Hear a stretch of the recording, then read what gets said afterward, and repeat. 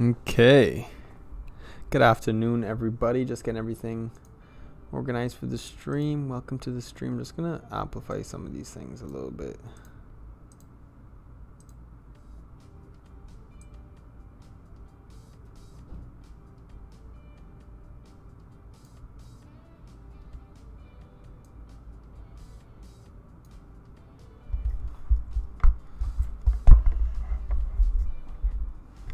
Try to make myself a little bigger than usual.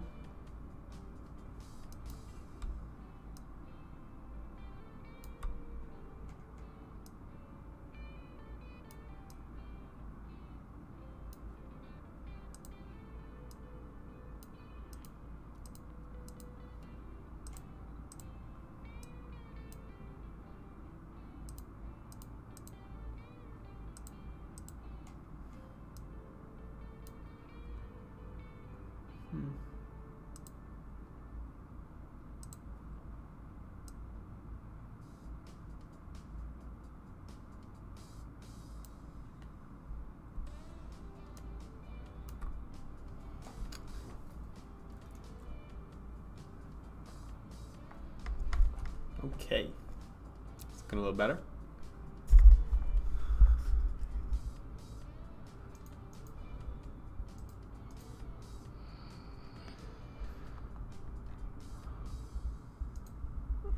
Alrighty then. So, thanks to everyone tuning in today. If it's your first time tuning into the stream, my name is Logan. You can also call me the Techgician if you feel so obliged.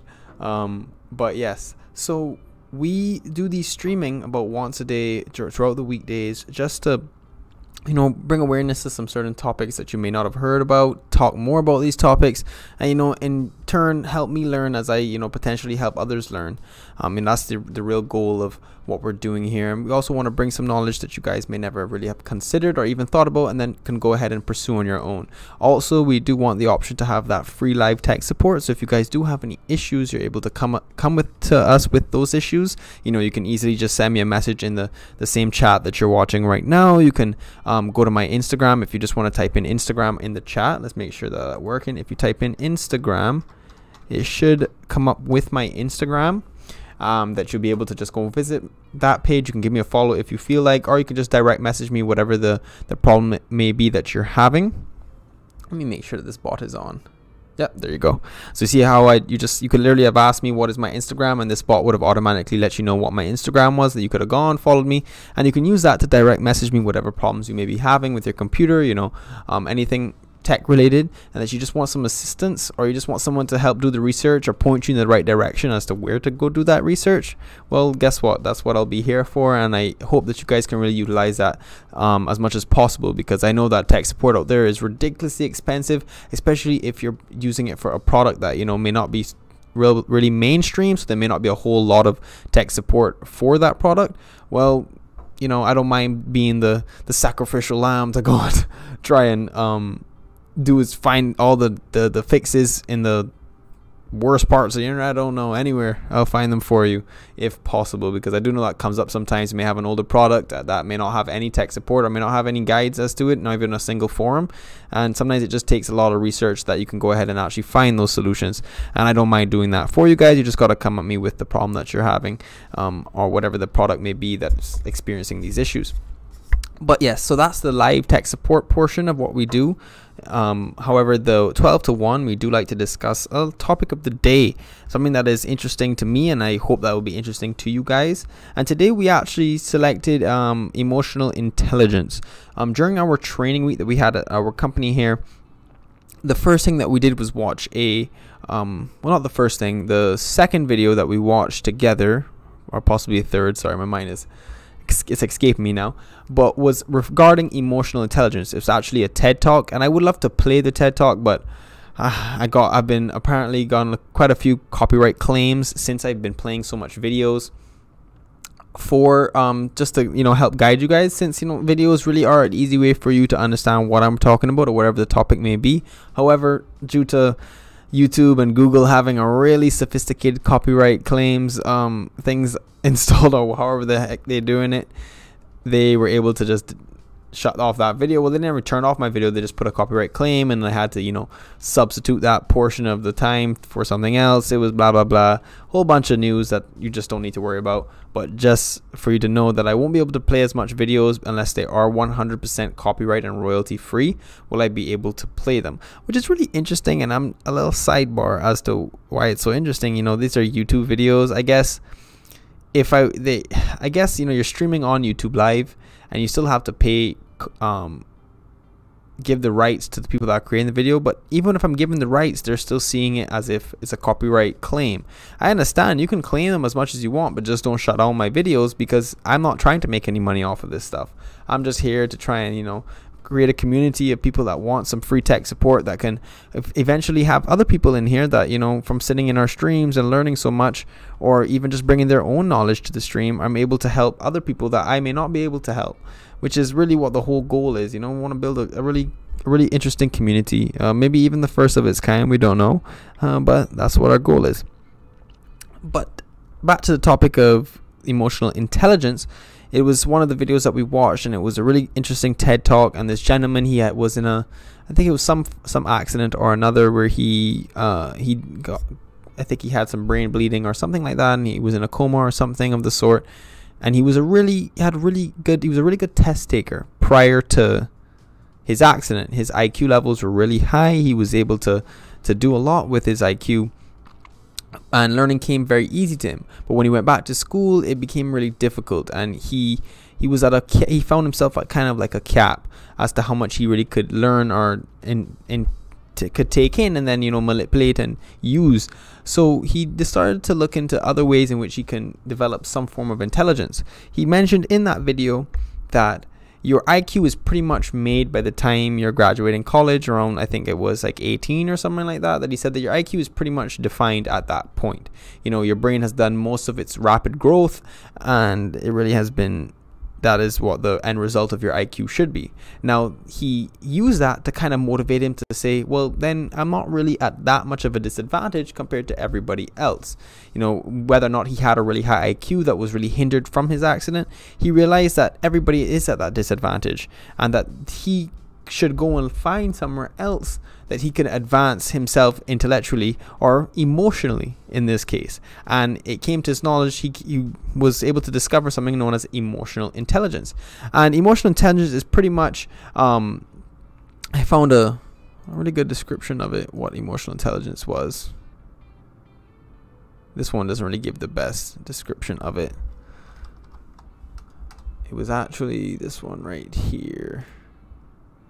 And it pretty much just says that emotional intelligence refers to the ability to identify and manage one's own emotions, as well as manage those around you. You know, the biggest part of it is being able to recognize people's emotions and recognize your own emotions, control your own emotions, and then recognize others' emotions. And kind of, you know, it's more like a give and take process of being able to understand people's emotions and react to those emotions. And that way really comes in really beneficial when it comes to sales, marketing, or just, you know, social interactions, you know. And then in the workplace, we're going to show how in the workplace that really can benefit you and help you. You know, your communication with your co-workers, your understanding, your levels of empathy, all of those things help improve your daily life. Through, you know, having that emotional intelligence, you're able to improve your normal surroundings, what you're used to going through on a daily basis. So here, you know, he says that it comes down to three main skills. And, you know, I have a couple of images here that are going to kind of display that into a little bit more. I think they go down to like 4 different categories or 5 different categories, but 3 main categories in this article talk about emotional awareness: is the ability to identify and name one's emotions, the ability to harness those emotions, and then they apply them to tasks and any problem solving that they're going through. But emotions is not limited to just your own emotions. When you say the ability to manage emotions, you're also able to manage the emotions of others, people that you're also communicating with, which is a huge benefit when it comes to any social situation that you're in. I always like to tell people that one thing that I've learned about human beings is, you know, if you want to break it down to a good analogy, like how a guy that, you know, uses those flute with cobras and is able to use a certain rhythm, and the cobra almost gets into sync, and then he's able to like use the cobra to mirror his own actions.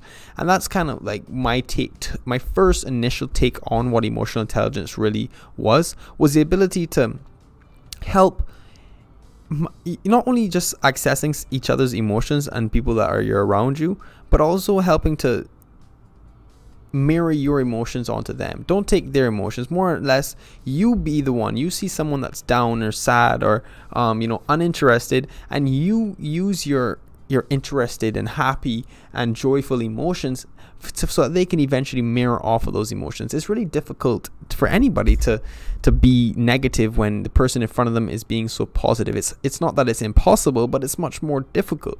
And putting people in those situations, it kind of just forces them to start to mirror you and start to open up and be more empathetic and capable of doing the same thing, improving their own emotional intelligence. So those are pretty much like the three things, you know, being able to manage your emotions, harness those emotions, apply those to situations, and then manage those of others around you. So there was a couple images here that I found that were pretty cool, you know, the emotional intelligence domains and competencies. I don't know why I couldn't read that. Competencies. Oh, I'm just going to take a minute there. Competencies.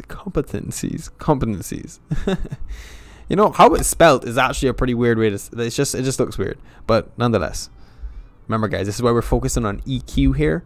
We're not focusing on IQ. The ship has sailed. We've passed 18. I'm older than 18. We've passed that point. Unless you're younger than 18, in that case, you know, you got some time to grow and use it wisely. Because once the IQ is done, you could only really focus on your EQ and what you already have with your IQ. But you can constantly grow EQ. It doesn't matter how old you are, which is really cool. And that's what really struck my interest and why I wanted it to be a topic of today. I thought it was really awesome. So, self-awareness, you know, emotional self-awareness. Probably one of the toughest hurdles. And I think that's why it's just, you know, one subcategory in this instead of like 4 or 2 or even 5 and the other ones have. Because to understand your own emotions is something that we all struggle with daily, is being able to recognize when we're being upset, when we're being angry, you know, when we're being even empathetic, whatever we're expressing, recognizing that we are expressing that instead of just living. You know, we just live life and a lot of the time we don't really focus on some things, which is going to kind of tie me into another whole discussion about, you know, really focusing on the things that you do. You know, you focus on every single breath that you take. You start to really open up as to what else the world has out there. It's like why meditation is so interesting. You know, you focus on every little thing that you do. Starts to simplify everything else that's going around. And, you know, but leave that topic for another day, you know, if y'all guys are interested in hearing something like that. But when it comes to being so emotionally self-aware, you have to focus on your emotions. You're not just focusing on everything you do. You're focusing on how you're acting in a situation, or even situations, you know, you may act a certain way and then you have to realize, you have to more like almost put a pin in that situation. Like, oh, I know that when I'm hungry, when I'm hungry, I end up getting angry. So you put a pin in that situation and you recognize, okay, when I'm hungry, I need to focus and be aware that I'm going to potentially be, you know, cranky or angry or something like that, and compensate for it, whether or not it's, you know, getting the food, which should be the primary thing, or just recognizing it. And with recognizing it, beat it, you know, compete against it. Be like, okay, I'm currently hungry. I realize that, and I don't need to get on a certain way about this. I don't need to overreact. I don't need to lose my cool. I know why I'm in this situation. So let me either solve the situation or just keep acknowledging why I'm here. And if I'm acknowledging why I'm here, I'm going to express those negative components to whatever I'm feeling much less. You're just going to not express them as much because you're really focusing on doing the opposite. You're really focusing on not being hangry.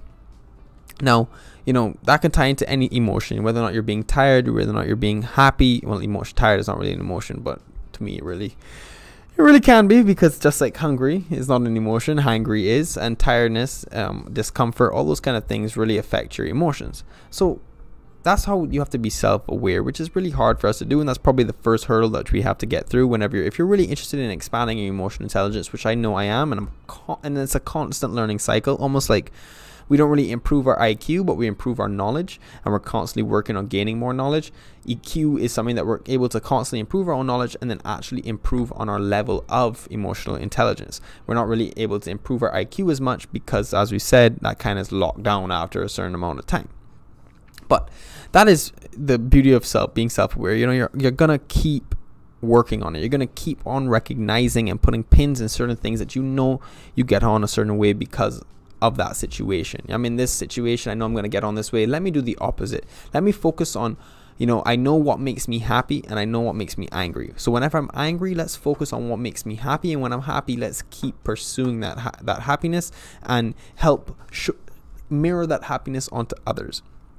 Now we get into self-management, which is emotional self-control, which kind of ties into the same self-awareness that we were just talking about. You know, you having the control to not be hangry when you're hungry, to know that what is the cause of it, the root cause of it, and to, because of that, steer away from that emotion. Just like what we were talking about. You know, if you're angry, focus on what makes you happy. Focus on how you're able to control these angry thoughts. You're able to control these angry actions because you're focusing on changing that. You're literally making the conscious effort to not be angry. And when you do that kind of stuff, it really will show in your workplace, your work, and your communication with people outside of work, in work, your clients, everything like that. It's going to be so much more evident because no matter how much of a difficult day you've had, you're able to control that emotion.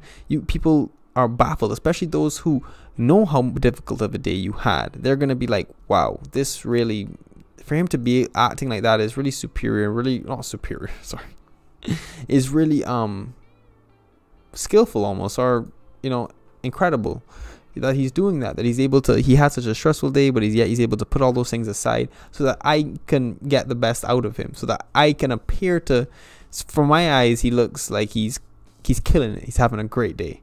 And that's the real point. And people really, you know, get very happy when they see that. When they see someone changing and controlling their own emotions so that they don't rub those emotions off onto them, people are aware of that. And, you know, you are too, because you think about it. You know, you're like, you go to a place that's closing maybe 5 minutes to 9 o'clock, and you're like, wow, I feel terrible to go in here. But then you go in there and you say, I'm so sorry, I know you guys are closing.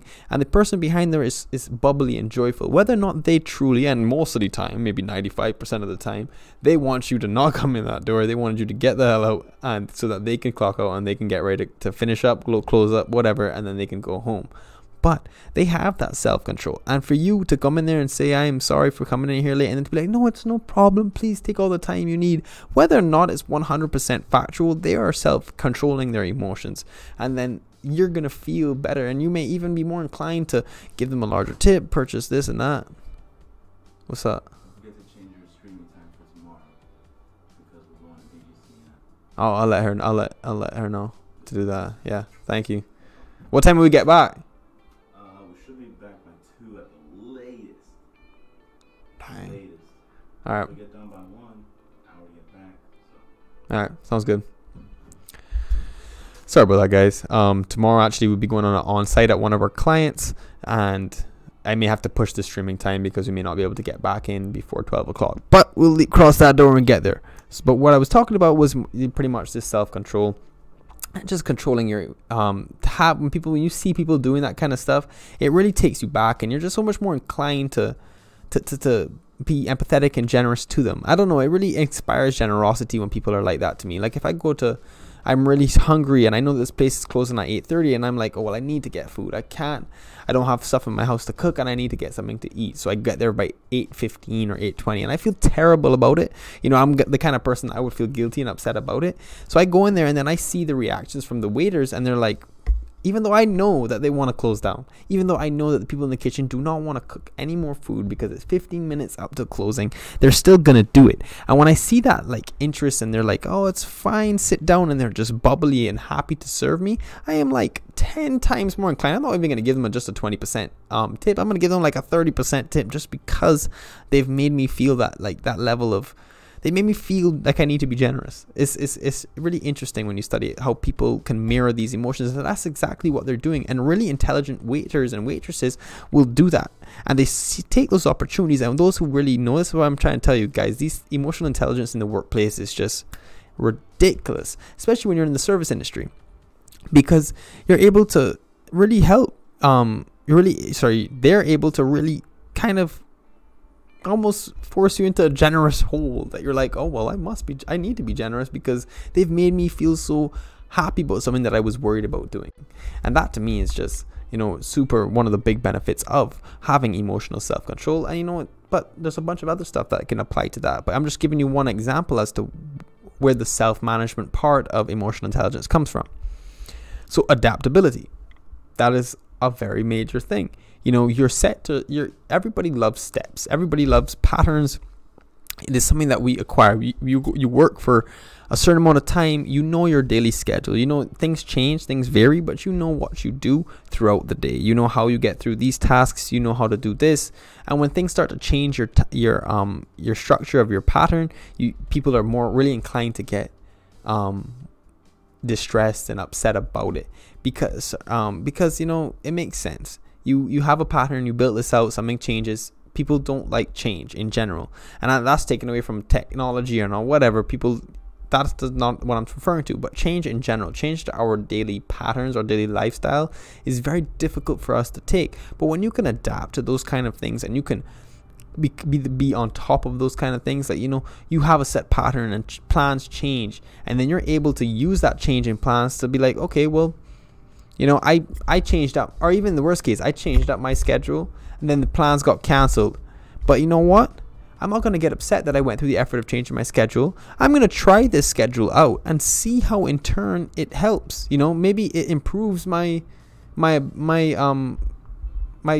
daily work life. Like maybe I'm able from this change, I may see some stuff in it that I'm like, okay, well, I should apply this tomorrow, and I should maybe try this out the week after. And those kind of things, you don't want to miss out on those opportunities because you didn't want to adapt to the situation. You didn't want to make the effort. You didn't want to really try and change up something that you don't know. You can really point out some very interesting things when you change up your daily patterns. You can find some new patterns that really may be able to take you 10 steps less to do the same thing. And those things are beautiful. That's kind of the whole point of technology. So if you can do that without even using technology, think about what happens when you start incorporating technology on top of having such an adaptable personality. Or adaptable emotional intelligence level. I don't know how you would put that, but yes, same kind of thing. So then achievement orientation. I'm assuming when how you appear, how you look at achieving certain goals, how you want to achieve goals, your interest in achieving those goals, and how you manage your time and yourself to get those achievements, to reach those goals is very important. And people really pick up a lot on that kind of stuff, and you're really the main drive to get those things done. You have a lot of internal goals, and you're the only person that can drive yourself to get those things done. So having that drive to reach your achievements, to reach your goals, ties all into your level of emotional intelligence, because it's how you manage yourself. How do you manage your time? How do you manage your priorities? How do you manage your own feelings and your own emotions so that you can make sure that if you're having a bad day, it doesn't matter. When you get home and you may feel like sleeping, you have a goal to meet. So you're going to get that goal met. You're going to do what is necessary to meet that goal. I was watching a video of Dwayne "The Rock" Johnson, and I'm going to use his full name, Dwayne "The Rock" Johnson, just because it doesn't seem right if you just say Dwayne Johnson, or it doesn't even seem right if you say Dwayne. But yes, The Rock. And he was talking about, people always ask him, how did he get where he is, from where he came from. He had a position where he was playing professional football, American football, and then he was dropped. He had no money, he had nothing, and he just went into WWE. It wasn't as simple as that. He had to realize that he had to be the hardest worker in the room. It wasn't a matter of boo-hoo, boo-me, complaining. It was him being able to control that need to be pessimistic and that need to pity himself, to then say, no, I want to achieve this goal. Let me be the hardest worker in the room to get that goal. Let me make sure that anybody who has a similar goal is beaten by me today. They're not going to reach their goal I will. And that ties in with the positive outlook, guys. You gotta be positive. Positivity is key. There was it's probably like, it's kind of, I keep bringing up all these stories and analogies, but I think the best way for me to probably just explain to you how this kind of stuff relates to me, because I'm not gonna sit here and pretend like I have an incredibly high emotional IQ. Emotional intelligence, not emotional EQ. Sorry, I don't have to pretend I have an incredibly high EQ, but I do like to think that I am very consciously aware of other people's emotions, even more than mine, which help me with my own emotions and help me understand how I should handle and mirror myself to help them have a better day or whatever that may be. And I'm getting better on improving my own emotional self-awareness, because I told you guys the hardest part of this entire process is being emotionally self-aware and recognizing those moments and having the emotional self-control. Those two are probably the hardest to get over. But when you're thinking about having a positive outlook, I would like to think that that's probably one of my harder things to have. We all struggle with that. We all have bad days, and we're just like, woe is me, why me, God, why all these things? And because it's just easier to pity yourself. It's easier to be like, well, that is life, c'est la vie, I can't do anything about it, let it be. No, be positive, have a positive outlook, and I focus on that every day, and I work on it every day, because it is something that is a constant struggle for me. But you've got to be positive. Having a positive outlook on any situation, especially in your workplace. You have co-workers that may be pessimistic. Am I saying optimistic? Was I saying pessimistic that whole time? I hope not. I meant optimistic. But if you have co-workers that are pessimistic, and you can see that, you have something happens, of a fire, not a physical or actual fire, but like a fire at the work or something like that, something crazy goes down that just like, oh wow, this is terrible, or they cause something that was an accident and blah blah blah blah, and they just want to throw a pity party and be pessimistic about whatever the situation may be. You can help guide them into being optimistic, and don't let that pessimism rub off on you. Don't let their emotions, as we talked about how the mirroring of emotions. It is easy to mirror negative emotions as much as it is to mirror positive. It's probably easier to mirror negative emotions than it is to mirror positive ones, because anger is a main one. Someone gets angry at you, you're almost instantly gonna get defensive and get angry. Ties into emotionally self-aware, ties into self-control. These are all things, guys, that we work on. There's no way that you become a professional at this in a day or two. This is a lifelong struggle. This is why we constantly work on our EQ. But yes, so because negativity is so easy for you to really adapt from somebody and pick up off of somebody, and that's so much more important as to why you need to have a positive outlook on everything, no matter what kind of coworker you're in there, because your positive outlook on the same situation that brought them such negativity could trigger something in themselves to say, if he can look at this or she can look at this in such a positive manner, then maybe I can, or why shouldn't I do the same thing? It's almost like, we just feed off of each other's emotions. It's not only just a mirroring, we're feeding off of each other's emotions and developing our own because of it. And for that reason, you should always have that most positive outlook, even as the times get so much harder. Emotional self-control ties in so much with this, because if you can control your anger and to realize, I don't need to be angry about this, let me be positive that this is for something to happen. I'm going to use I'm not going to use that, maybe not use that story. But actually, yeah, I'll use that story. So recently I lost my wallet. I actually thought it was stolen. I fabricated, like, I could have sworn to you guys that I felt as if that wallet, when I was walking into Publix to buy my to buy my groceries, I tapped my back pocket and I said, okay, I always tap my back pocket to make sure I have my wallet, because I'm not going to go any groceries. Sometimes I forget it in the car, which is not a good habit. But I always like to make sure I have it on me, because I can't go and grocery shop and then find out I have no groceries. I would hate to have to run back to the car. But as life would have it, when I went to pay, I checked my back pocket and it wasn't there. So I instantly was like, yes, let me go check the car. But in my mind, I knew that I felt that I had touched my back pocket. So I went and I ran to the car. Told the gentleman's there, please put these things aside. I apologize. I think I left my wallet in my car. run to my car, search my car, cannot find my wallet. On the way back, I'm like, wow, I definitely remember touching my wallet. It is gone. Someone pickpocketed me.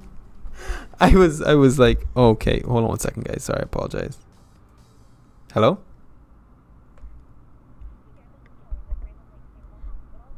I'm doing alright, Kelly.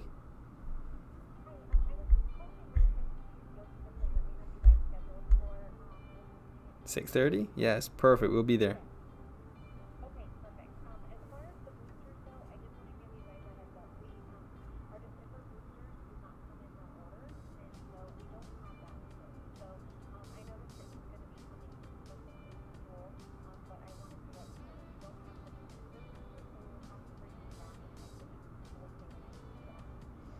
Okay, so should we consider pushing it then? Because I know that his oh, sorry, 1 second.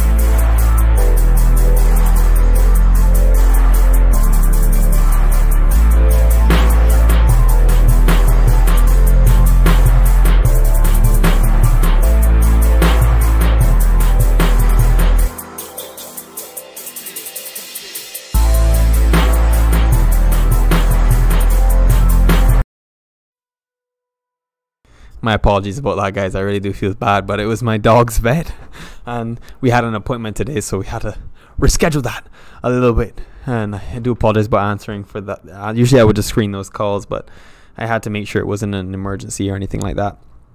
But yes, back to what I was talking about with the positive outlook, and I was telling y'all my terribly funny story about me losing my wallet, or my pickpocketed wallet. So yes, as I was saying, if you guys remembered, I went to pay my groceries, didn't have it, went to the car, checked for my wallet, came back, realized I didn't have my wallet. So then I was convinced that it was stolen, or it fell on the ground, someone picked it up, or pickpocketed. So I went and checked the customer service. Nope, no one picked it up. Instantly I was just distraught. I was stressed.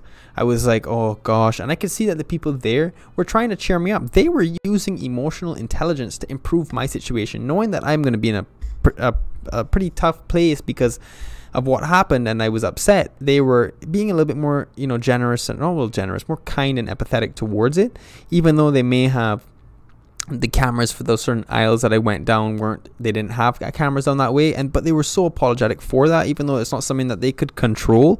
That's something that corporate controls, and I didn't want to blame them. I could have been like, oh, I'm gonna sue y'all for not having cameras in the aisles. No, that's nothing I wanted to do, and they helped me realize that that's not what I wanted to do. But it was still hard for me to control my own emotions at that point. I didn't have much of a positive outlook. I didn't say to myself, there is a reason for this. It's gonna come up. Someone's gonna turn it into the public's, whatnot. So I went home. I had a rougher night. I was a little bit upset because it also contained my employment authorization card, which is because I'm originally from Barbados, so for me to work up here I need that, and that made me a little bit more stressed out.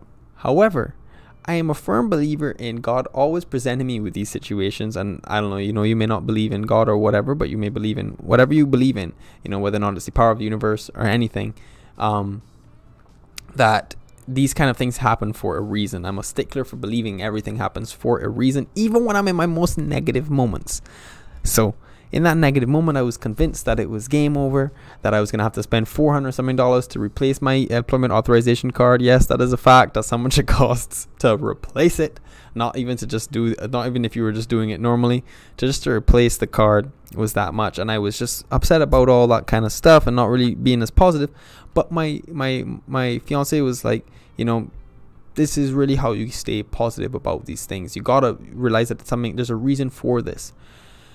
Just so happens, the next day, went to the DMV to attempt to replace my stolen or forgotten license. And was aware I had turned in an older car that I was driving, which I no longer drove, that had a license plate, and I canceled my insurance on the car because I no longer drive that car and I no longer drive a lot. And turned out that I never turned in my tag, so they actually suspended my license. Now, I could have been decided the next day to take a drive, and that same day I could have been pulled over for maybe a bad taillight or something like that. And when you're driving on a suspended license, you usually get locked up. So I'm grateful that I'm not, you know, I wasn't driving because I didn't have a car to drive. My fiance was taking me to and from. But if that situation, I was in a, like, you know, it's happened in the past where I've had to use her car. Maybe I had to use her car, and I would have thought that my license was fine, and it would have been game over for me. So that is where the positive outlook happened. Everything happened for a reason. I just had to realize that eventually it would present itself. Then let me tell you the next part of why you should be positive all the time, which my fiance is just too adamant on. She's just always positive, and I love it, and it rubs off on me. Matches the same mirroring, guys, that we're talking about.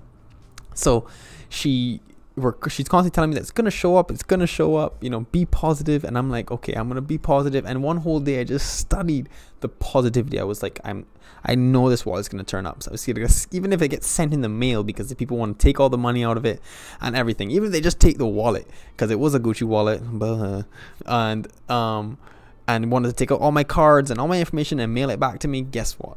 I would be 100% happy with that, and I was just being positive that was gonna happen. So the next day, the night, we're going out to dinner, and I go and put on one of my jeans that I had hanging up behind the door. And I walk outside, and I tell my fiance, you wouldn't believe what's in my back pocket right now, because when I put it on, I felt something heavy in my pants. I was like, what's going on here?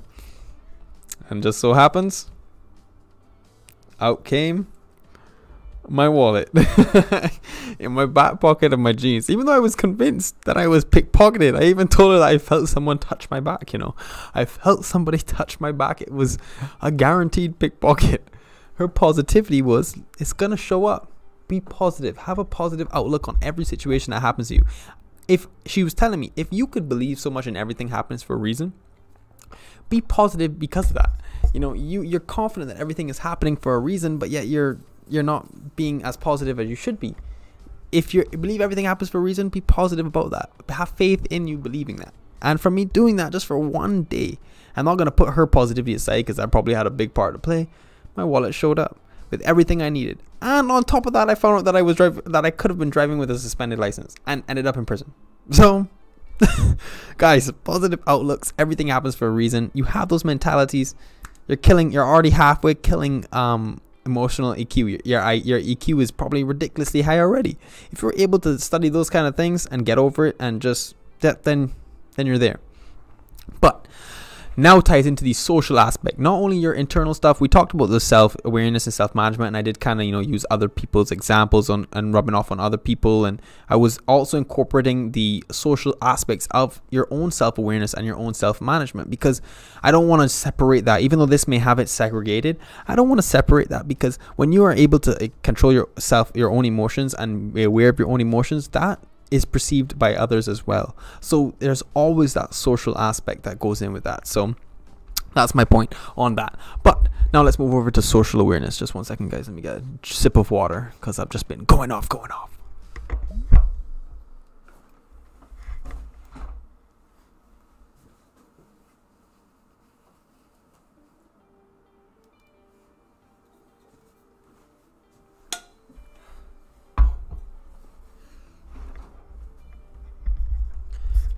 Sorry, I left my Yeti over on the other desk.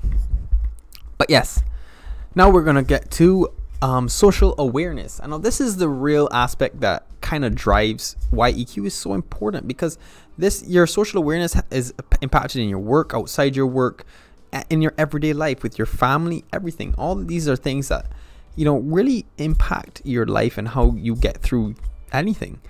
So the main one is that being empathetic.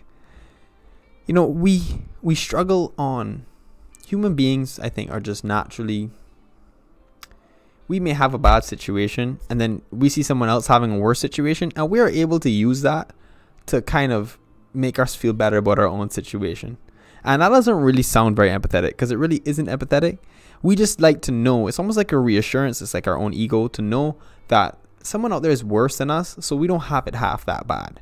And when we realize that, we're then able to be more positive, which is not really the best practice to use, because you don't want to use other people's bad situations to help improve, make you have a better outlook on your own situations. But it does happen. But if you still do that, and don't use that as your only application of empathy. That is not really being that empathetic. But if you're able to do that and be empathetic towards those people, help those people, try and or understand that, you know, you're not only being aware of your emotions and control of your emotions. They may not be in control of their emotions, but you can be aware of theirs, and you can be the bigger person and when you see someone having a rough day and being very aggressive, instead of you responding with aggression, you have that self-control, you have that awareness to realize, let me help try and improve their day. Let me speak in a way that makes them feel much more better about what's going on in their life. And they then are able to, you know, even open up to you, or just for a second, you're able to put a smile on their face. You've done it. And a lot of the time, guys, remember your physical, like how you appear, is a real driving part. I don't really talk about that, but smile. Just smile. A lot of the time, smiles are contagious. Happiness is contagious. I told you, negativity and happiness and sadness are very contagious things. But happiness is really easy to spread that happiness with just a smile. So be empathetic, smile more, look at those situations and be aware of their emotions. Put yourself in their shoes and try and just change it. Show them how much of better of a day they can have just from talking with you. You know, and that may sound like it drives your own ego, and if it does, then so be it. But recognize that you have the power to help improve other people's day and other people's potential lives. You know, spread the word about EQ. Let them try and tackle the two biggest parts, the self-awareness and self-management. And if they're able to do that, they'll realize that they're going to feel more, they're going to just feel better about themselves and about their lives, about their situations, whatever the case may be. And then you get to, social awareness, just organizational awareness. This breaks down. But I'm not really sure too much what they mean by organizational awareness. It's probably just, that's tying into what we just spoke about, you know, probably about the awareness of other people, of their emotions, of your organization. All those kind of things are really important, because the biggest benefit to EQ is not only improving yourself, but improving how everybody else, and helping sell your product, help sell your idea, help sell yourself, all ties in to your EQ, how people feel about you. You know, they always like to say that the first thing you recognize from someone is how they dress. Your first glances and it's not first appearance. First, oh my gosh, why is the word leaving me, guys? Help me. Oh geez, not first contact. What is it? Oh my gosh, why is this word escaping me? And it's like the most simple of words, and I don't understand why it's escaping me right now. Oh, whatever. The first time you meet somebody, a lot of time people are like, the way you dress, the way you look, are like the first thing you see. So it's really and truly how they judge you, how they're able to judge you. Now, dressing is not the only thing that comes with it. Your facial expressions, your lack of smiling, people recognize that. Your ability to smile, your ability to look joyful and happy, something that people really enjoy seeing, because then it makes them feel joyful and happy. And if you're getting interviewed by someone and you're being joyful and happy, guess what? Eventually they're going to get joyful and happy too. No matter how much they may hate to be at that interview, they're going to start to feel happy and joyful, because it's contagious. It's just, you can't stop the power of happiness and joy. It's ridiculous. Especially during the holidays, guys. Trust me, this time of year, people are just naturally happy. So use that to your advantage. You're going into an interview, talk about the holidays, be happy. Ask them about their day. Be considerate, be empathetic, be interested. People love that kind of stuff. And that is how you can really improve your EQ. Be aware of not only yourself, but them. Now, this one I've not seen in a lot of others. Let me see. There's a couple other ones that I saw. Yep. Relationship management, I guess, is still a big part. Yep. Relationship management. So let's kill that one first, and then we can head on to another one and see what we missed. Because a lot of these guys, are going to have more in-depth things. But overall, it really comes down to the primary one being emotional awareness. Not even just self-awareness, but just emotional awareness with everything around you. Everybody, yourself, every action, every opportunity. Being aware of how that opportunity could affect your emotions and how you can control that and change that for the better is just irreplaceable. It is priceless. To have that ability is something that you can take on for years to come. You can spread that knowledge like wildfire, and people will use it, and people use it every day without even realizing they use it. But let's think about relationship management. We have about 14 or 15 minutes left of this topic, which I've really liked a lot. I really like this topic because, to be honest, this is something that I've used throughout my whole life to try and improve my own awareness of my own emotions. But I've really started with the green side. I really always focused on this thing is guys, I'm just gonna hold on.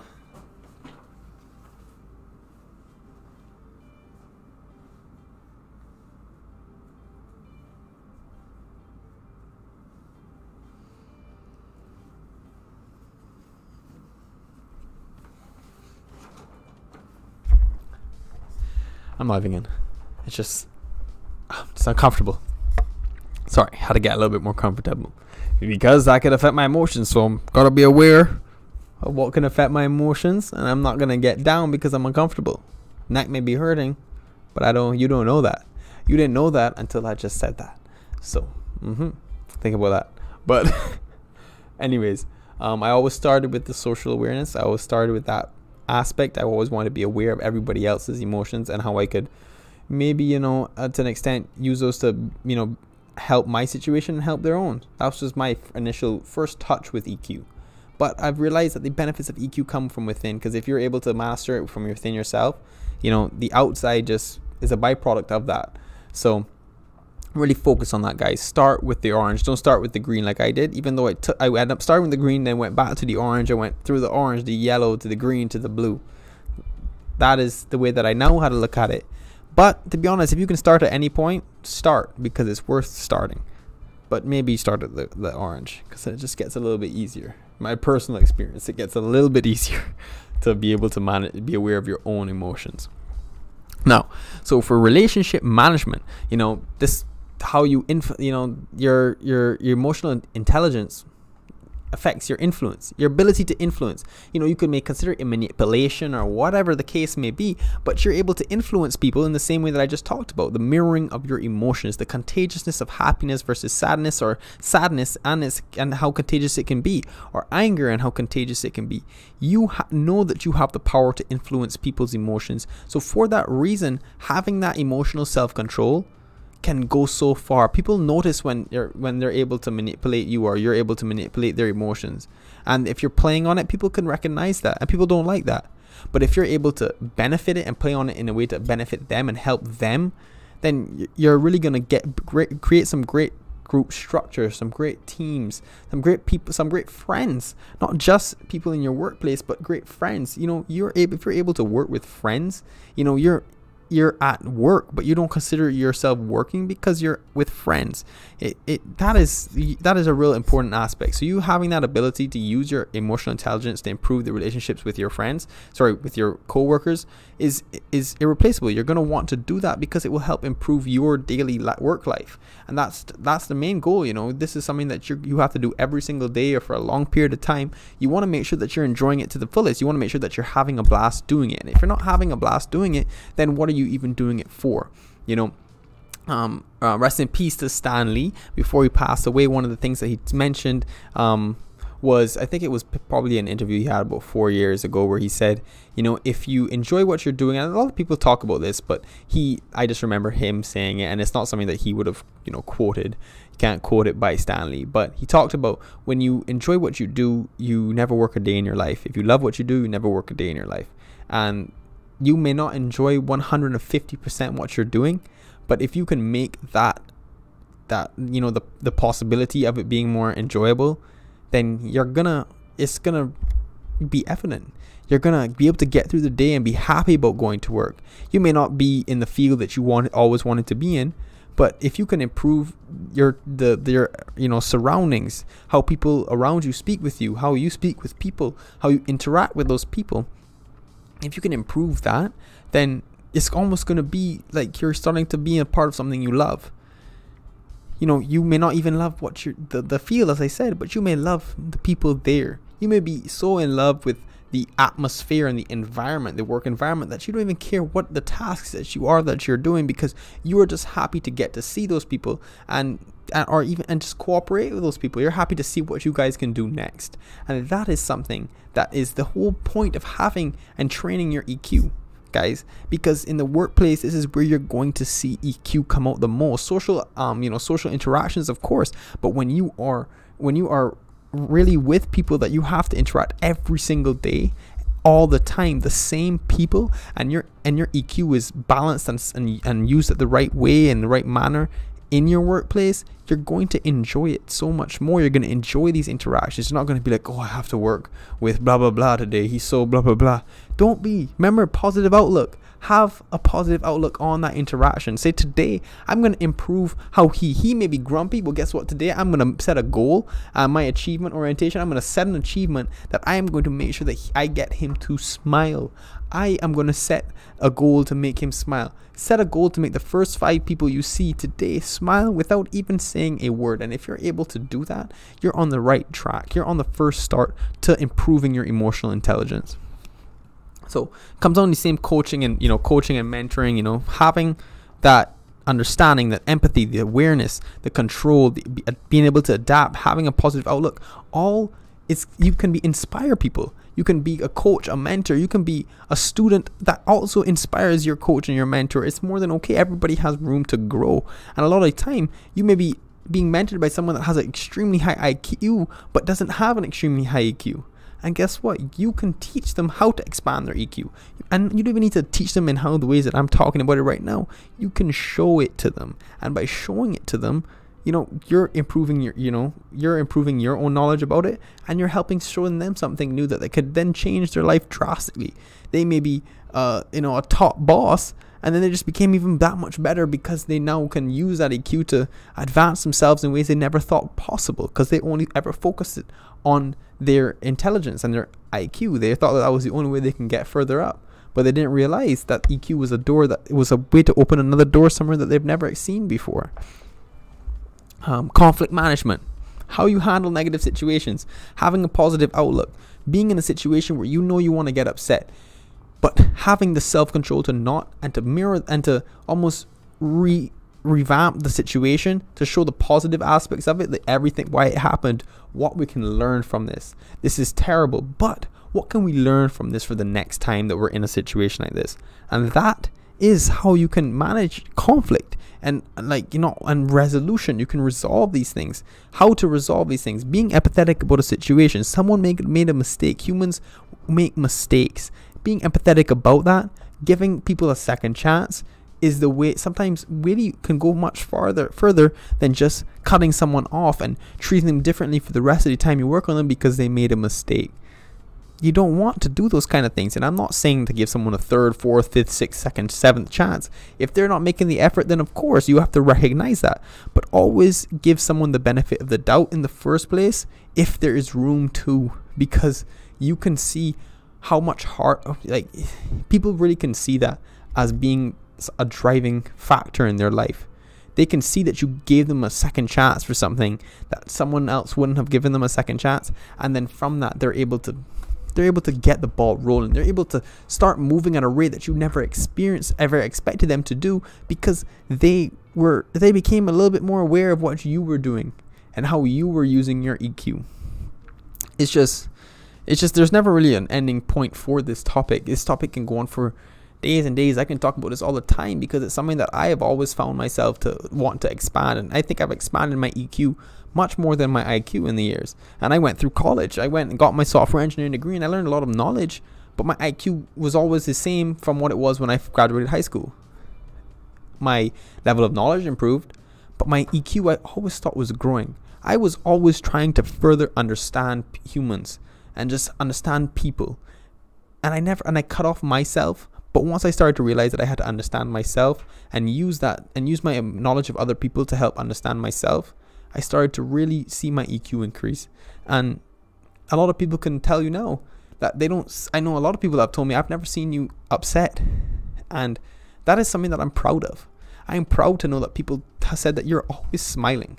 I know people growing up in college that looked at me, and up to the last day they saw me before we graduated or whatever, said, you know, I've never seen you upset. I've always seen you with a smile on your face. No matter how terrible my day have been, I could still find it easier to smile at people or for people, or smile even to try and just for smiling's sake, because that was just the way I wanted to be. I realized the power in that, and I want you guys to realize that power too, because it's an amazing thing. So yeah, and that comes on to the whole teamwork and the inspirational leadership. All those things are one and one of the same. But guys, really take a time to think about your EQ. Let's take an EQ test now, and we'll see if I know what I'm talking about, or if we all have a lot of room to grow. Now, this is a basic one. I didn't really find anything that was too crazy. I just found this online, and I wanted to see what it is. I don't know if it's gonna be good. Alrighty, so this looks like it's gonna be a question based. We'll do this quickly before we end this topic, and then we're gonna be jumping into some other things after I go and use the washroom really quickly.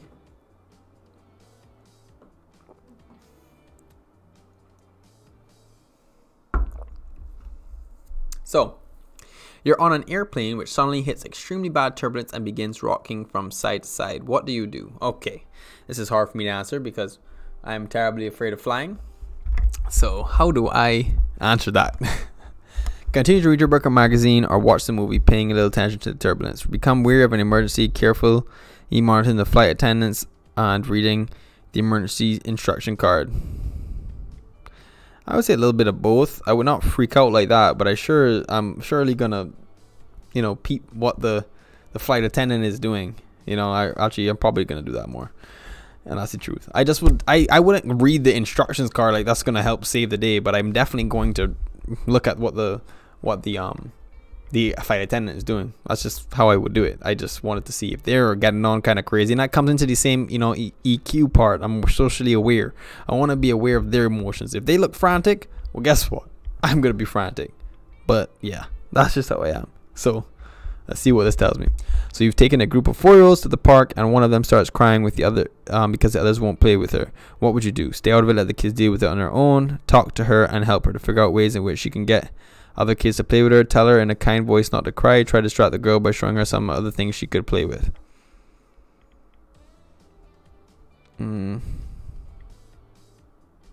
See, it's between the second or fourth one, but I'd probably, I would just show her ways in which she can play with herself, because shouldn't depend on everybody else. She can't expect to please everybody. So assume you had to get an A in one of your courses, but you just found out you got a C on the midterm. What do you do? Well, I'm going to study hard as heck to get it on the final, I can tell you that.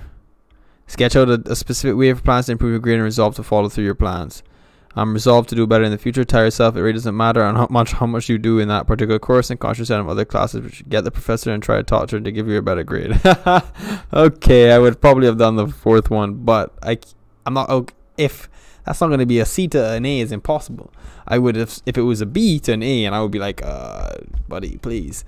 But in this case, it's definitely sketch out a plan. Figure out how to get that grade from a C to an A. Do it. Make it happen. Okay, so imagine you're a insurance salesman calling prospective clients. 15 people in a row have hung up on you, and you're getting discouraged. What do? Call 16. Call it a day and hope you have better luck tomorrow. Reassess what you're doing that may be undermining your ability to make a sale. Try connecting new on the next call and keep it. Consider another line of work. No, I'd probably just reassess it and see what I can do differently. You're a manager in an organization that is trying to encourage respect for racial and ethnic diversity. Ethnic diversity. You overhear someone telling a racist joke. What do? Ignore it. It's only a joke. Call the person to your office for a reprimand. Speak out on the spot, saying that such jokes are inappropriate and will not be tolerated in your organization. Suggest to the person telling the joke he go through a diversity training program. I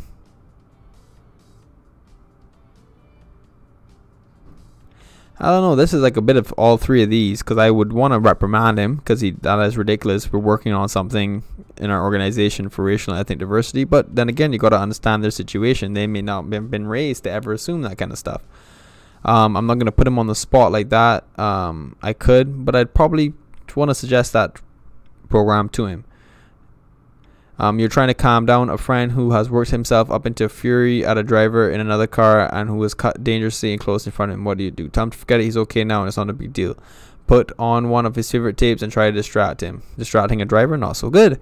Join him in putting down the other driver, but exaggerate your reaction. Telling him about a time something that like this has happened to you and how you felt as mad as he is now, but then you saw the other driver was the only way to get to them. Saw that the other driver was on the way to get to the hospital. I guess honest, everything happens for a reason. And this could be worse. Yeah.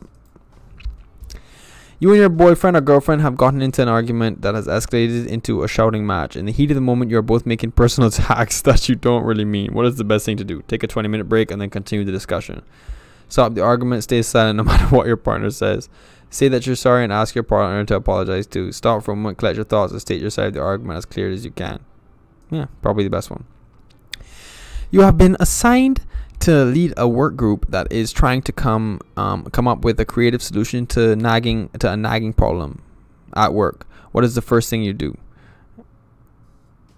Drop an agenda and allot time for a discussion of each item so you make best use of your time together. Have people take the time to get to know each other better. What?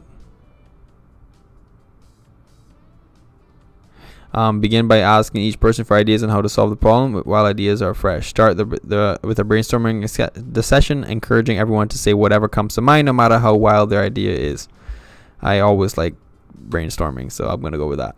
Imagine that a 5-year-old son, your 5-year-old son, he is extremely timid and has been hypersensitive about and a bit fearful of new people and places since he was born. What do you do? Except that he is has a shy temperament, and think of ways to shelter him from situations that would upset him. Terrible.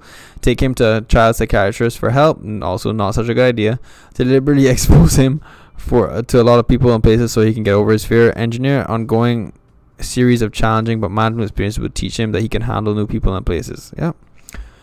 For some time now, you have wanted to return playing a musical instrument you've learned to play when you were younger. You have finally gotten around to practicing again and want to make the best of your time.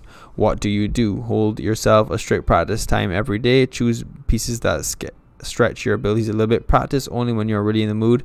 Pick pieces that are far beyond your current ability but that you can master with diligent effort. I would say do that. Oh, it's poor. I'm below average, guys. Oh my gosh. Alright, well, this is one test. But regardless, positive outlook. This is room to grow, you know? This is saying that I'm below average. So let's increase that. Let's go above it. Let's see what we can do to improve that. I'm not going to say that, like, you know, this is something that we all need to work on. I myself need to work on these kind of things. So And I'm glad that it didn't lie to me. It gave me the truth. It gave me 80 out of 200. That's a below average. I don't want that. And I thought I had EQ kind of covered a little bit. But, yes. So, and I'm going to stay positive about that. And I'm going to look at it and say, how could I have changed my results? Or what questions would have driven me and how my responses would have not been a level of emotional intelligence. But, it's all a learning process, guys. Take this test if you want to. It's a real me. I could put it in the chat really quickly so you guys can give it a shot and see where you're at. See if you beat me. But yes, I want you to realize we're always room to grow for these kind of things. That was interesting. Even if you got below average. But everything for a reason. Now this is going to help me reconsider all the questions that were asked me and how I thought about them and how I can improve my own EQ. I've only stressed the importance of it enough to you guys. And I'm hoping from me taking that, and it kind of shocked me into thinking maybe I got to reassess how I view it as well. So there you go. I'm taking the necessary steps to do that. Do that same thing as well. But anyways, I'm going to end this discussion. That was really cool and interesting. I like that we ended it with a little bit of a test, even though the test results may not have been the best. But we're going to help improve. And we may come back on this topic in a couple of weeks and take this test again, even the same test, and see what our results would have been. So let me know if you do take the test. Let me know what your results were. And then we can go ahead and we'll keep track of that. And then in 2-3 weeks, we'll try and take the test again and see if we made any improvement, or maybe in a month. And as long as there's been some sign of improvement, guys, guess what? We are learning. This is something that we can learn and improve on. We cannot learn and improve on our IQ as much as we can improve on this. So let's give it a shot. Let's go for it. But we can terminate this for just a second. I'm going to take 2 minutes. I'm going to go use the washroom, and then I'm going to come back and we're going to look into some cool topics, possibly not cool topics, sorry, cool products and just things of today, RSS feeds, and see what's new and see what's buzzing, what people are talking about, what's the buzzword. And it's not the bird, so bird is the word. I couldn't help myself. I honestly couldn't. All right, I'll be right back, guys.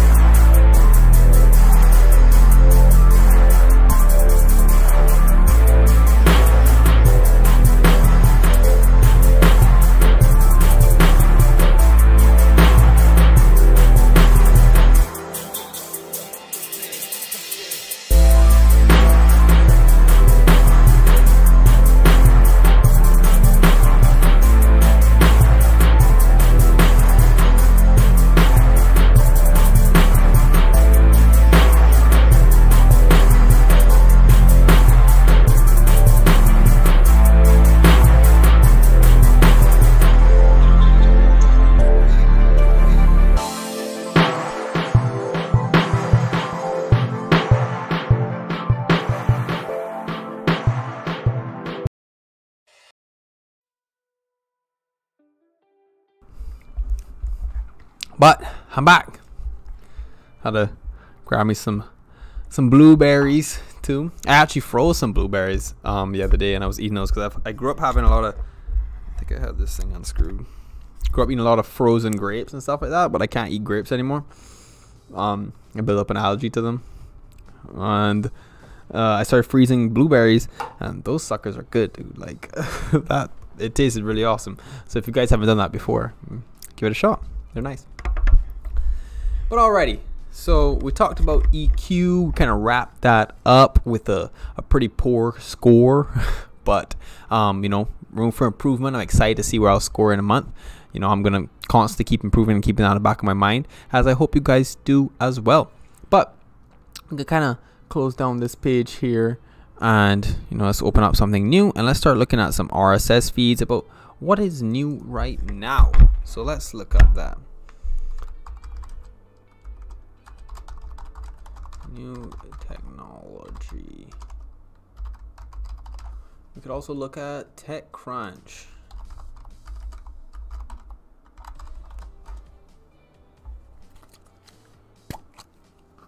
See what's new in TechCrunch. So,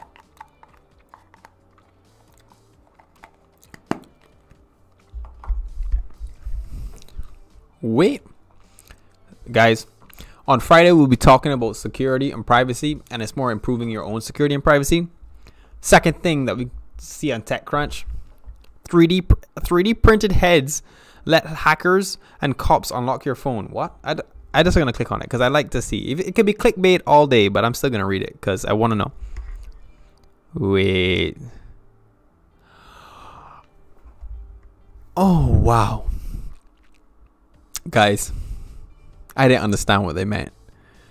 I didn't mean they think they actually meant like heads, but this is for, you know how the new iPhones are on facial recognition systems, even for not even just your phone. That's crazy because that can be used for your laptops too. Facial recognition for laptops have been in there for like, I don't know.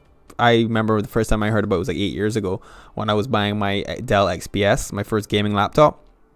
And by me buying it, I mean I was getting gifted it. Thank you, mom and dad. Appreciate that. When I got that laptop, one of the cool features it had on it was facial recognition, and that was years ago. Excuse me. And they've been working on that facial recognition software for quite some time. However, it's really become a big thing on phones now, and it's pretty much all the iPhones, the new iPhones, the iPhone X, the iPhone X Max, RX, or whatever, a bunch of names. The last 3 iPhones that came out, the newest 3 iPhones that came out, all had this facial recognition. I own the 8 Plus, and it doesn't have facial recognition. And I think it's like defaulted to use that. I'm pretty sure you can turn it off, but it's defaulted to use facial recognition. And they're telling me that they're printing people's heads using a 3D printer to beat that, because the facial recognition doesn't like look on every single aspect of your face. It looks at primary features, like, you know, like for this it will look at your jawline, your nose, your mouth, your major features, your cheekbones, your ears, the kind of things that it's going to pick up on. Not so much your hair or something like that, because what if you just got a really big haircut? There's no point in having facial recognition software that's going to drastically change when you get a haircut, and it wouldn't work. That'd be kind of pointless. Some may though. The extremely high done tech ones will probably have that. Okay. I missed it. All right, I'm gonna get it. I missed it.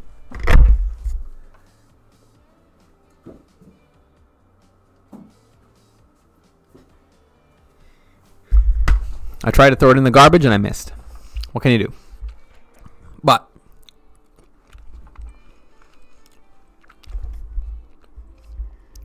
these blueberries are good, man. Came from Whole Foods. That organic stuff. But anyways, yeah, so they don't really focus too much on like your hair or something like that. They focus on really features that can't change, like your ears, your nose, your cheekbones, your chin, your mouth, your eyes, your eye sockets. Those kind of things are what it's really eye sockets, but yeah, they do. Those kind of things are what they really focus on. They don't focus so much on glasses and stuff like that, because you may not be wearing the glasses when you take it. You may be wearing contact lenses at that point, and then what's the point in focusing on that if you're just gonna be wearing contact lenses?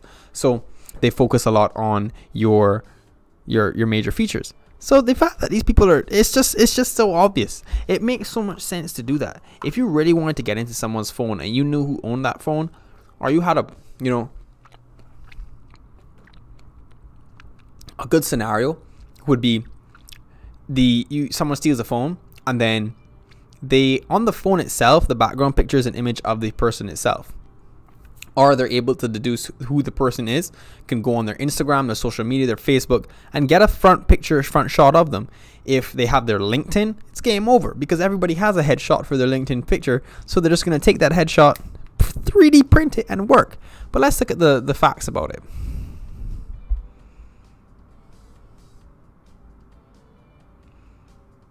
Oh, I like it. I like it. I like it. Listen, guys. In this office, everybody here is a Samsung user. Most people are Android users except for me and one other guy. And actually 2 other guys. But one has both. So you're off the list. The iPhone X was the only one to defend against the attack of using a 3D model head to get into the phone. So Android users, they were able to break your phone's facial recognition. They were able to get in using a 3D printed model. Wow. Thank you, iPhone, for protecting me once again. And by once again, I mean this once. I laugh at my own jokes. Leave me alone. So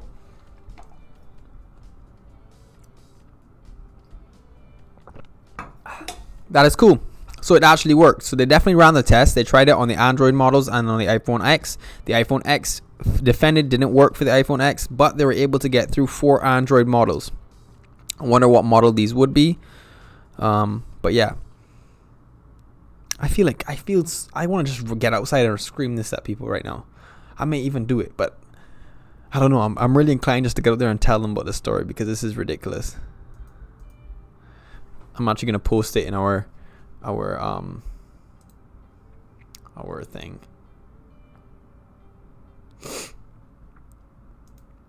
I want people to see this.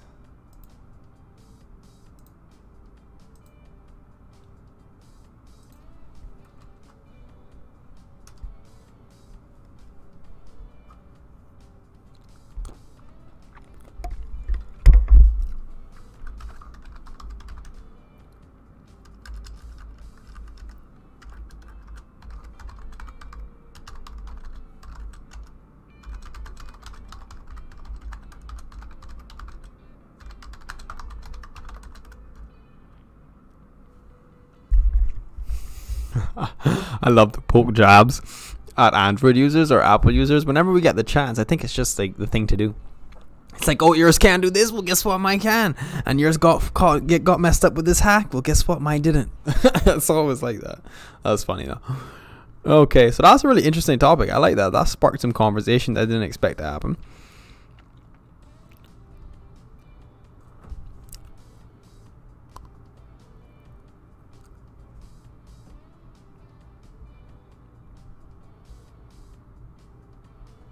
It's true. But the funny part is,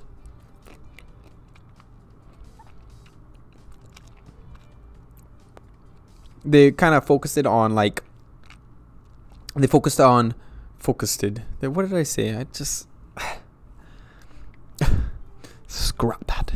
I focused on they were focusing on police. Now they bring up the best topic here, like right there where they say, with the ubiquitous nature of surveillance now even more powerful with high resolution cameras and facial recognition software, it's easier than ever for police to obtain your biometric data as we go about our daily lives. So I don't even know why they were worried about people like police using that to open your phones. Police could open your phones no matter what they want to do. They find a way to do it.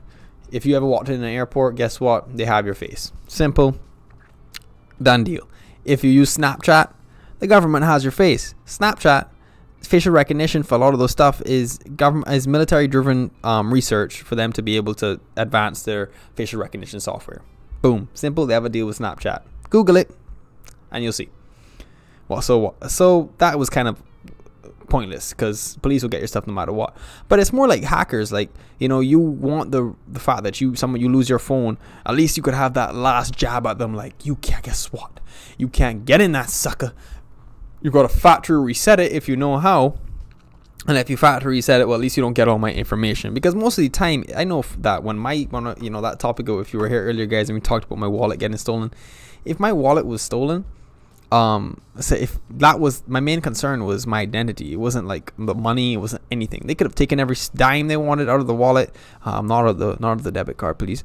But they could have spent a couple money. I don't even know. They could have spent some money on it. I wouldn't have cared because that would have been all reimbursable. But if they had stole my identity, because they had access to my IDs, my Barbados stuff, my American stuff, and my work authorization cards, they could really do a lot of damage. That was my main concern. So if someone steals your phone, just a thief, them having the ability to use a 3D printing model to bypass your facial recognition, which is supposed to be like the next level of security, but the biometrics, facial recognition, mastered, even though it's been around for years, and that being able to not work, and that they could then get access to all your information. We keep a lot of stuff. These personal cell phones are literally our computers. They contain a lot of information. You can learn a ridiculously, someone messaged me. They can learn a ridiculously large amount of information from you about using your cell phone. Like, that is self-explanatory at that point. So if they're able to just use 3D print a model of my face from my LinkedIn and get into my phone, I would be pretty upset. So, good food for thought, guys. That's pretty cool. Let's see what else TechCrunch got today. What?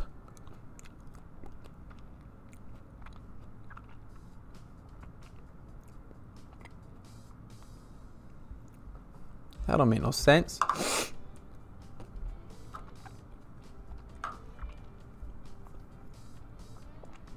Guys, I want you to realize though, his security and privacy are always like the #1 topics in all of these RSS feeds for technology, because it's like we had a whole conversation about this last week Monday. As technology does this, security and privacy does this. It's like the risks, security and privacy risks just go like this. Technology does this, and you would think that security and privacy risks also advance at that rate, or maybe even a little slower, but I swear it feels like it's like this. They're just constantly working on just beating the system.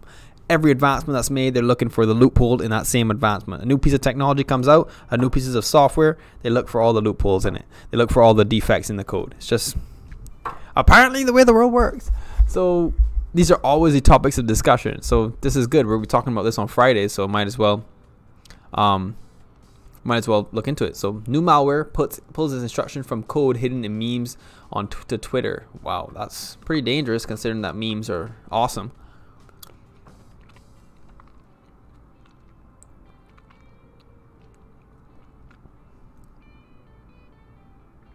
Okay, so it's not a very...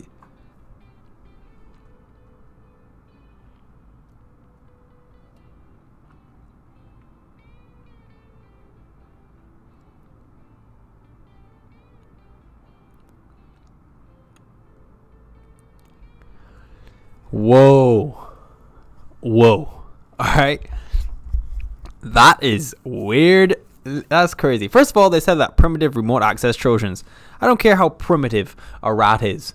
Remote access Trojans, which are also rats or RATs, they can be as primitive as they want, but those are like the ultimate spyware. That's not even like a malware. If there's certain rats that you can have on it that can keylog every key that's written, turn on your webcam, turn off your webcam, it's pretty much remote access. They can do anything you can do on your computer. I don't care how primitive it is. So for them to say primitive, that's upsetting, because I'm not taking no risk with any rats on my computer. Sorry. So how it works is the malware quietly infects a vulnerable computer, takes screenshots and pulls other data from the affected system and sends it back to the malware command and control server. What's interesting is how the malware uses Twitter as an unwilling conduit in communicating with its malicious mothership. If I'm gathering what I'm understanding from that, I think it's like saying that when you have this virus on your computer and then you look at a specific meme, it then is triggered to send that information back over. If that's the case, I don't even know. I don't even want to think. Said in a blog post that malware listens for commands from a Twitter account run by the malware operator. The researchers found 2 tweets that use steganography to hide /print commands in the meme images, which told the malware to take a screenshot of an affected computer. Oh yeah, so pretty much, if they mass infect 1,000 computers and then send a meme out, it forces it, because they're able to. Well, I think it makes a lot of sense of how they're going to do it, because they would make a really simple virus, a really simple malware that you may not be able to detect, or you may be able to detect but not seem as so drastic, and then it's only really activated when you're looking for going through your Twitter on memes.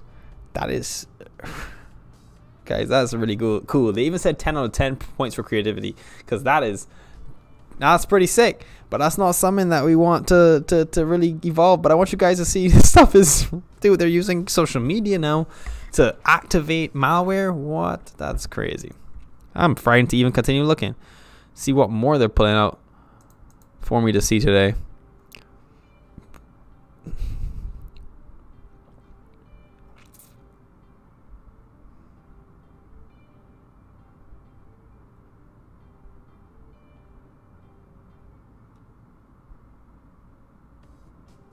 Right hand robotics, that's cool.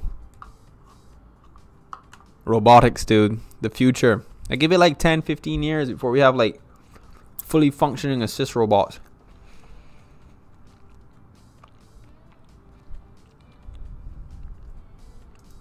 AR glasses.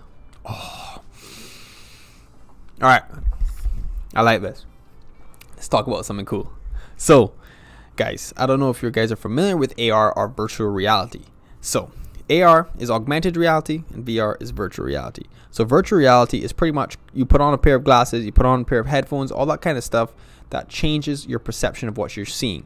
Completely changes. If I'm looking at this room right now and I'm in VR, this room it's not this room. This room is another place. Augmented reality is they're using whatever is in the room, your actual reality, and manipulating that. They're augmenting it. They're changing what it looks like. So you could put on augmented AR glasses, and I could be looking at this cap, and they can change this cap into a cockroach or something. I just thinking the most foul thing I could think about, that if they did that to me, I'd be so upset, because I don't like bugs like that. So so they can do stuff like that where they're augmenting the reality. They're changing the reality that already exists. They're just masking stuff on top of pre-existing real, I don't know, I was gonna say pre-existing code, but it's not code, but I guess it kind of is. It's the code that runs of our lives, the actual stuff that we're experiencing in our reality. So AR glasses are all stuff that we've always seen in like spy movies or anything like that. Is the closest we can get to how AR would be. You know, you put on a pair of glasses, you have a button on the side, and then things start to overlap whatever you're seeing. So if you're seeing, you know, you want to see, you're a spy and you want to see how far that person is away, or you want to get you want to be able to zoom in on that person's face, and then pulls up a database with your right lens that shows all the crimes that they've committed, all that kind of stuff. That is like AR. That's augmented reality, because it's not changing what you're seeing, it's just adding overlays on top of what you're seeing. So this could be really cool. So this is one of their patents. You know, this is sick. This is something that we've always dreamt of. I've always wanted one of these. I wear glasses, so why would I not want one of these? This is really cool. This is the future. So let's see what they.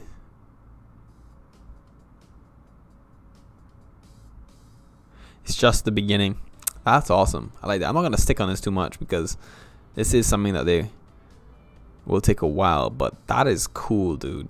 That's really what it is. It's pretty much something that's gonna be able to go over your lens. So whatever you're seeing, you know, if you wanna, I don't know, like that would be cool for maps. You know, you're driving and you want to look up, you know, Google Maps, but imagine it highlights the road that you're on. So it highlights the road and highlights the lane in which you have to be in. Like if you have to take an exit, it highlights the lane that you have to then go into, so that you know to get into that lane. Dude, that is, I don't know why that's so difficult for them to do. I guess that actually makes a lot of sense. I may have come up with something. I'm surprised if they hadn't come up with that already, but you never know. Let's see what else.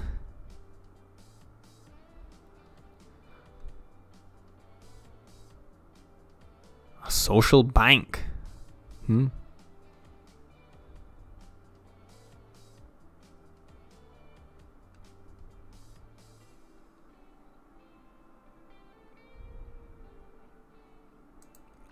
If you don't find a couple more on these, then we're going to head over to RSS feeds and see what they got to offer us today. Oh, this blueberry went bad. Let's see if I can make it, guys. I'm not even going to show y'all how close this garbage can is. And I just hit the rim of this garbage can. Whoa. And then it rolled on the rim. Like, it just was like, oh, I don't feel like going in. I want to make you get up and shame yourself in front of all your viewers. So let me shame myself and get up and change and put this back in the garbage. Let's see. Boom.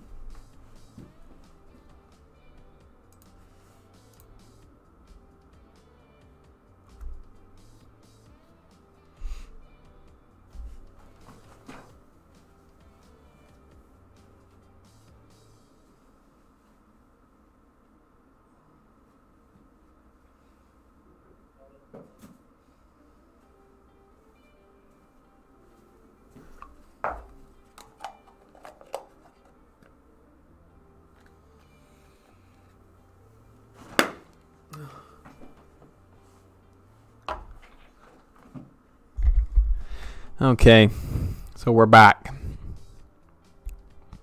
I swear it's just so much colder in here. Like it's freezing outside. I'm sorry guys, I'm bundling up. All right, it's getting cold. My hands are getting cold. Overall, it's getting cold in here, and they just keep freezing. Oh wow. I look funny, but I'm getting a little bit warmer, so it was worth it. Alrighty.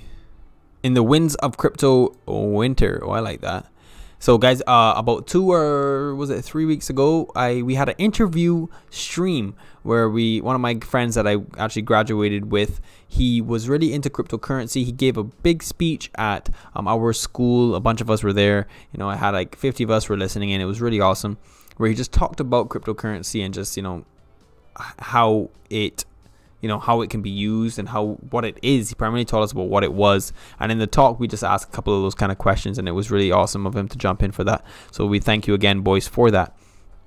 But there has been a kind of a crypto winter since 2017 to now. A lot of cryptocurrency started to plummet after Bitcoin had reached its max. It's like its peak pricing. It reached almost 18,000, or it went a little bit over 18,000 for one Bitcoin, and then now it's down to, I would think, 6,000. Let's see.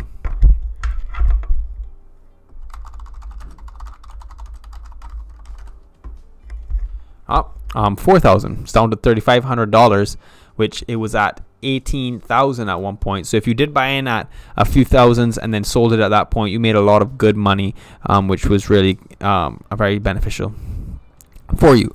So for a while, Coinbase was #1 app in the store. Bitcoin was above 10K, and there were not more notional crypto zillionaires out there than you can shake a Merkle tree hat. What does that even mean? Please, someone explain that analogy to me. But Bitcoin is down to $3,200, and other cryptocurrencies are well down over 90%. And worst of all, none of the billions of dollars which poured into cryptocurrencies during the bull have led to anything over even remotely like a killer app. Instead, the crypto space remains a giant casino of penny stocks with little to no utility outside of the financial speculation. Don't kid yourself. This is nothing like the .com crash. What comes next? Let's see.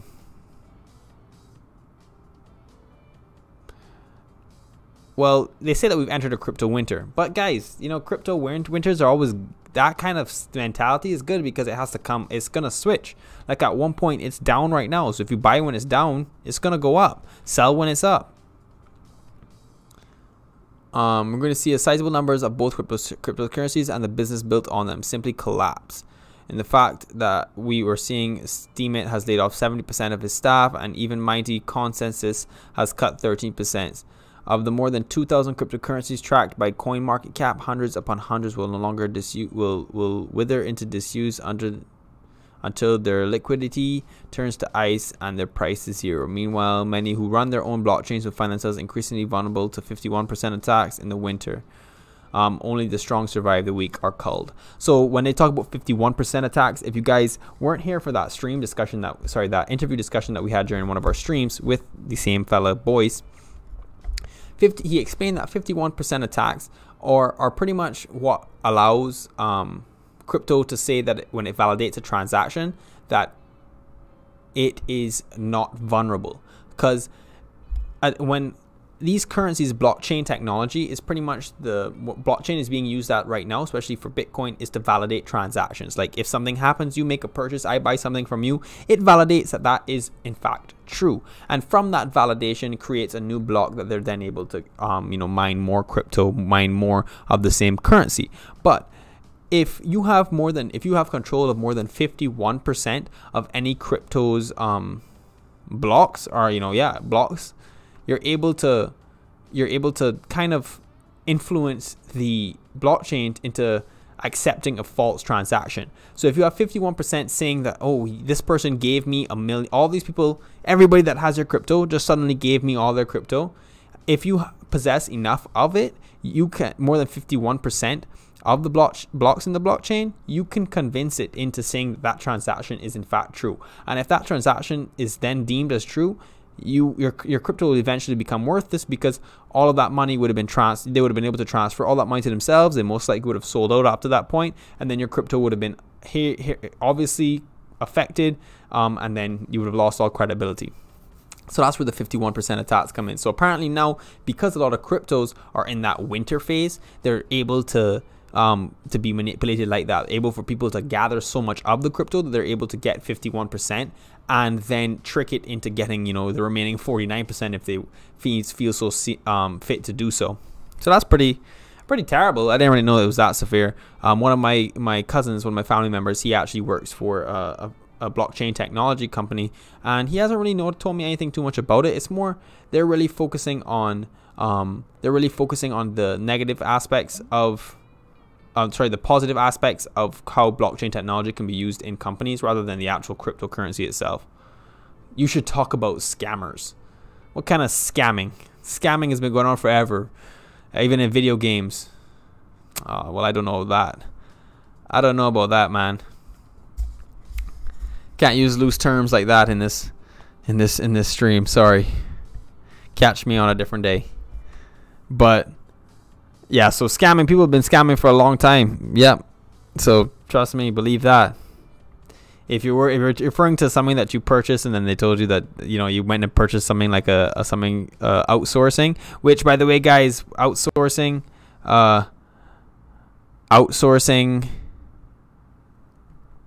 your products and stuff like that, Pineapple just really okay. So if you're outsourcing any of your stuff, be aware that you really should trust who you're outsourcing. Try and do some research on that person, because Pineapple, who just jumped in our chat, clearly just got scammed from someone that he ordered something, and he's saying from India he ordered some sort of thing, I'm assuming probably like an icon or something. Is that what you did? A logo? And they didn't end up giving you the stuff. Yeah, you really gotta be careful, man. Even though they charge the cheapest, especially in India, they do charge their outsourcing is very low priced. You gotta make sure you're getting some people that aren't gonna overall scam you, dude. You gotta really make sure.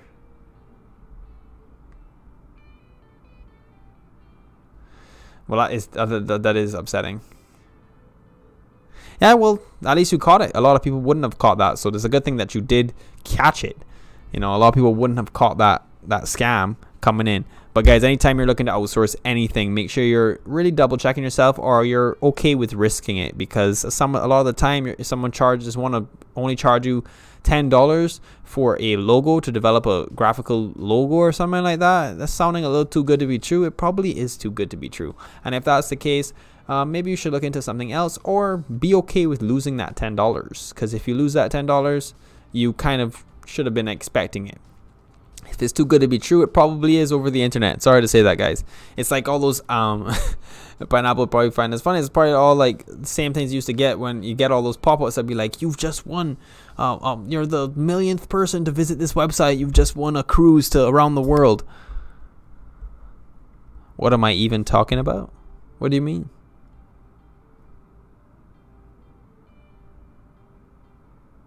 I was just using that as an example, Pineapple. But still, I was just using that as an example. If someone was even $30, that's pretty expensive for a logo. But people out here in the States, they charge $100 for. I didn't know how much they were charging. I was just using an example, Pineapple. But if some people out here, they charge about $100 for a logo. That's usually the pricing for it. So $30 to a lot of people up here would still seem like a really good deal, and they'll jump on it, and they would probably get scammed. But because you're used to paying a little bit less, because you do work with people from, like, Portugal or whatnot, that charge only like 15, 20, 30 bucks, 25 bucks, that $30 to you seems like a lot more. So you're more inclined to believe that is of actual good, like a real pricing, but you still didn't fall for it. So that's good news.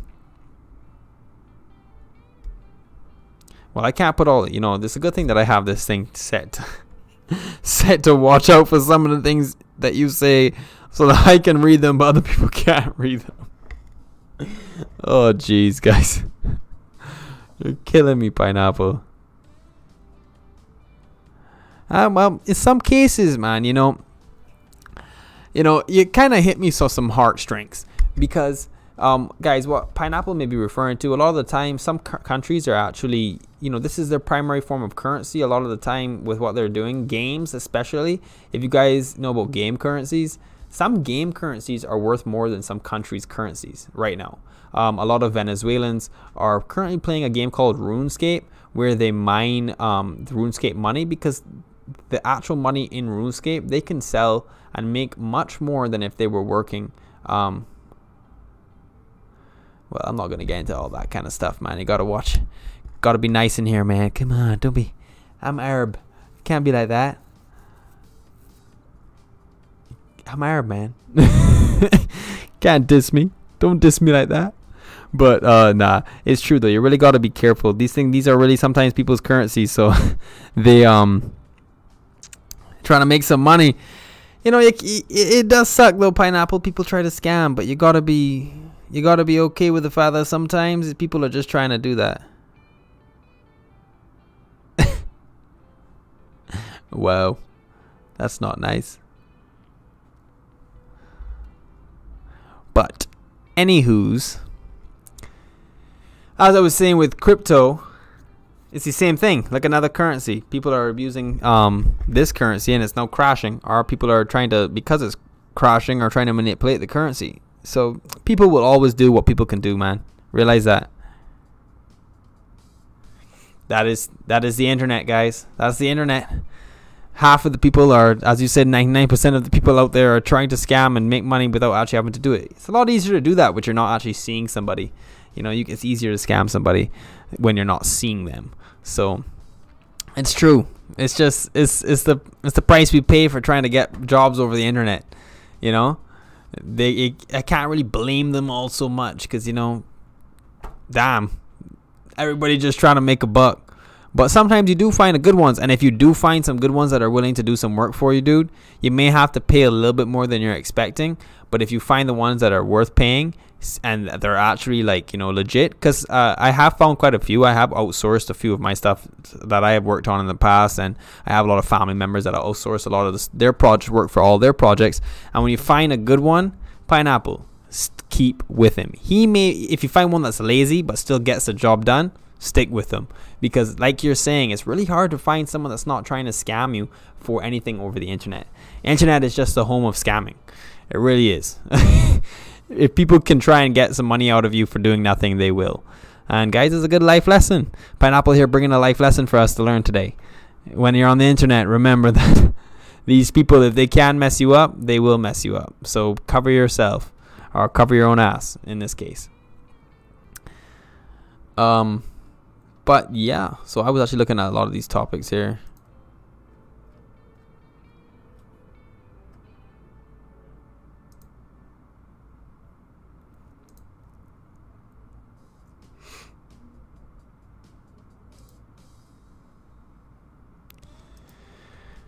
Okay, let's take up another topic. We've got about 15 more minutes before I'm going to jump on over to, actually doing some live streaming. I'm going to do some live streaming. I am live streaming. Oh, I'm sorry, guys. Live streaming of me doing some.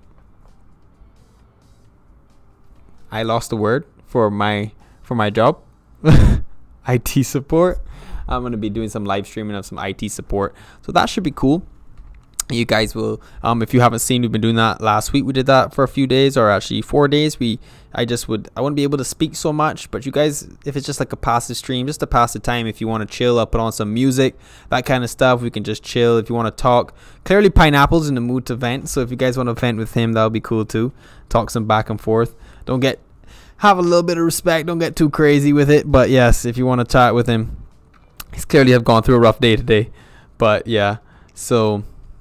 But what we'll be doing is after 2 o'clock, I'll actually be jumping into just doing some live streaming. Live tech support. I keep saying live streaming, live tech support, so that you guys can see or hear about what the stuff we do. You won't really be able to see too much, because what I'm going to do is I'll give you guys some feedback as to what the problem that the client is suffering from and what our potential solution was after I fix the issue. But I won't be able to show you guys too much because of client confidentiality, etc., etc. The list goes on and on with that. But I will be able to put on some music, some chill based music. So if you guys just want to have some chill passive stream in the background today, be my guest, put me on, leave me on, and let's just chill together. And then you also feel free to ask a question, because even when I'm doing these live tech support, I'll still be willing to answer any of your questions that you guys may have. But I'm going to go and turn on my computer and get everything organized over there. My computer's already on, but I'm going to make sure everything is organized so I can be able to remote in from this, and I will be right back. But yes, thank you guys for tuning in so much today with the 1 hour special. I hope you guys enjoyed our talk about EQ. If you guys are only now jumping in the stream, you can always go ahead and rewind a little bit, go back to the beginning of it, and you'll catch up with me eventually when I end the stream or whatever. So you can go and rewatch what we talked about from 12 to 1. It was really quite interesting. I had a blast. I learned that I'm not so good at EQ. We took a test afterwards, and I didn't get the best grade, but we're all for improvement here. That's all we want to learn, and I want to help you guys learn, and from that, help myself learn a lot too. I've always focused so much on the fact that if you can teach someone something, you're actually going to learn it 10 times more than you ever thought you knew it, if you can teach somebody something. So that's always cool. But yeah, I'm going to be right back, guys, and then we'll be doing some live tech support today, so enjoy. Anyways, sit tight, hold on for me.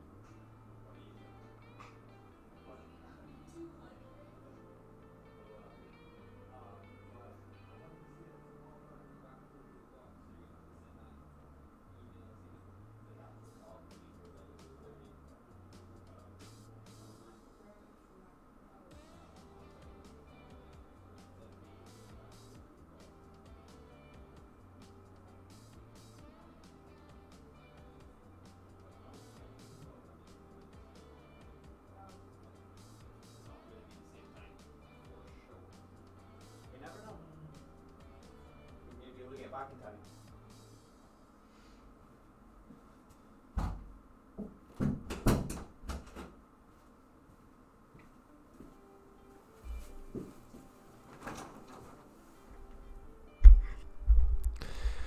I swear I just went like this to like pull this down, and it was, I forgot I had it tied here, and I was like hanging myself with my own sweater. This is crazy. Alrighty, but I'm actually gonna get some things set up. What's up? Ooh.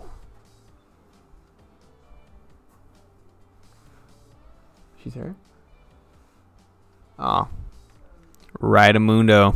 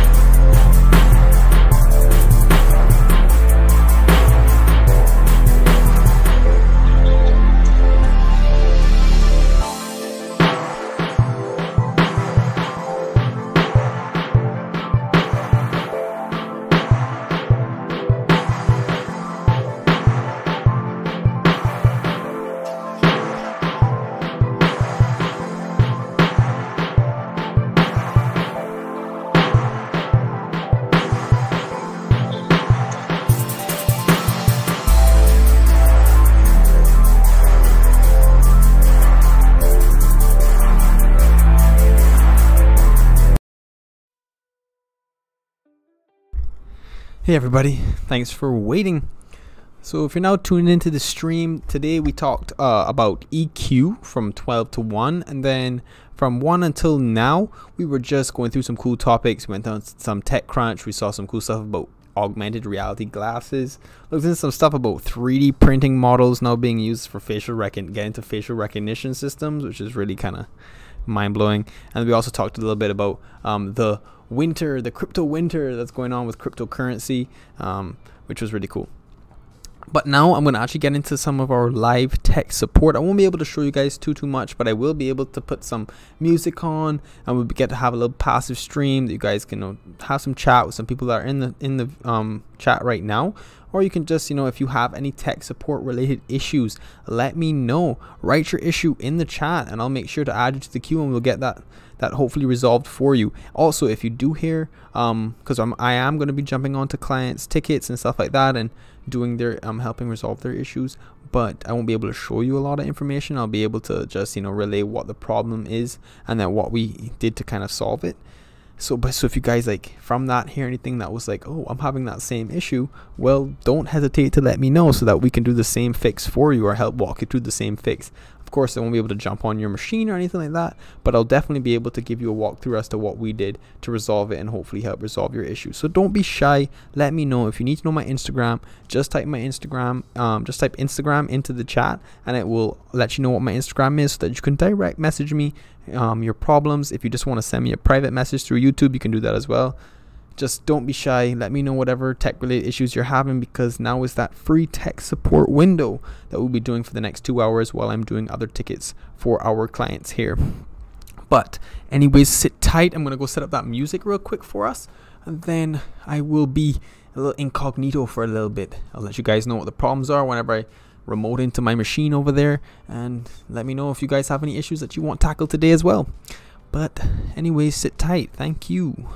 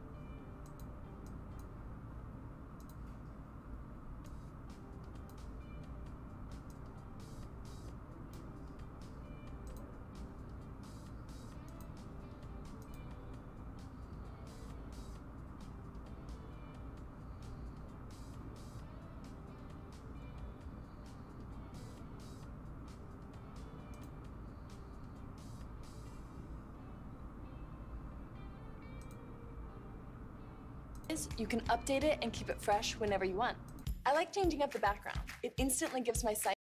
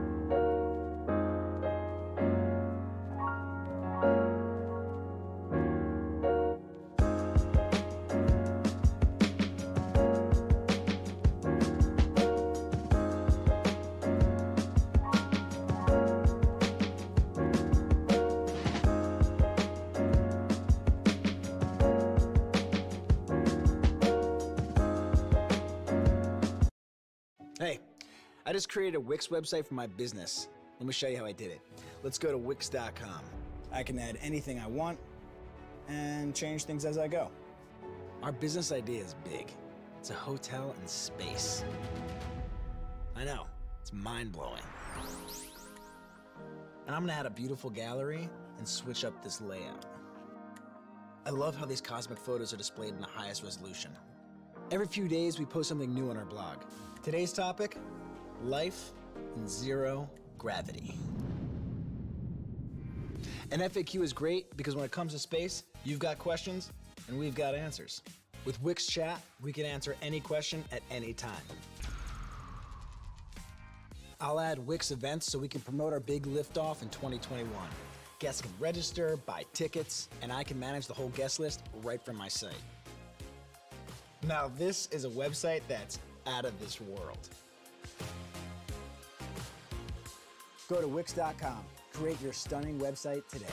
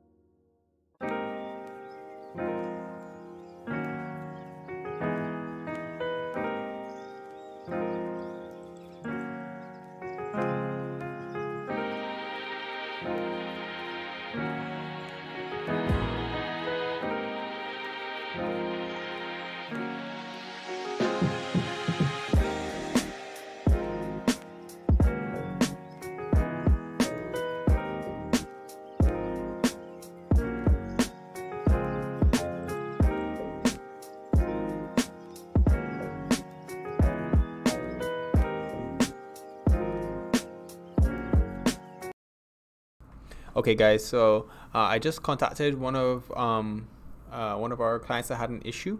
They were, not receiving emails from a certain email address, so it was just actually getting filtered to spam. So all I had to do was I went on to the Office 365 Exchange Center for admins, and I went and ran a mail trace to see where the email was going from, using the recipient and the sender that they gave me, and I saw that it was being filtered to spam. Contacted the user, made sure that it wasn't in their spam or inbox folder. If so, it just got pushed right out. And then I went ahead and in the same Exchange Center went and added that domain that they were where they should be sending who was sending them the email, added that to the allow list just to guarantee that they would get it and it wouldn't be filtered automatically through spam. It was a really quick fix, and I just went and contacted them to confirm that everything was working, since it does take some time for that change to really make effect. But they let me know that everything is a-okay and that I can go ahead and close out the ticket. So that's exactly what I'm going to do now. All right, just want to give you guys that update.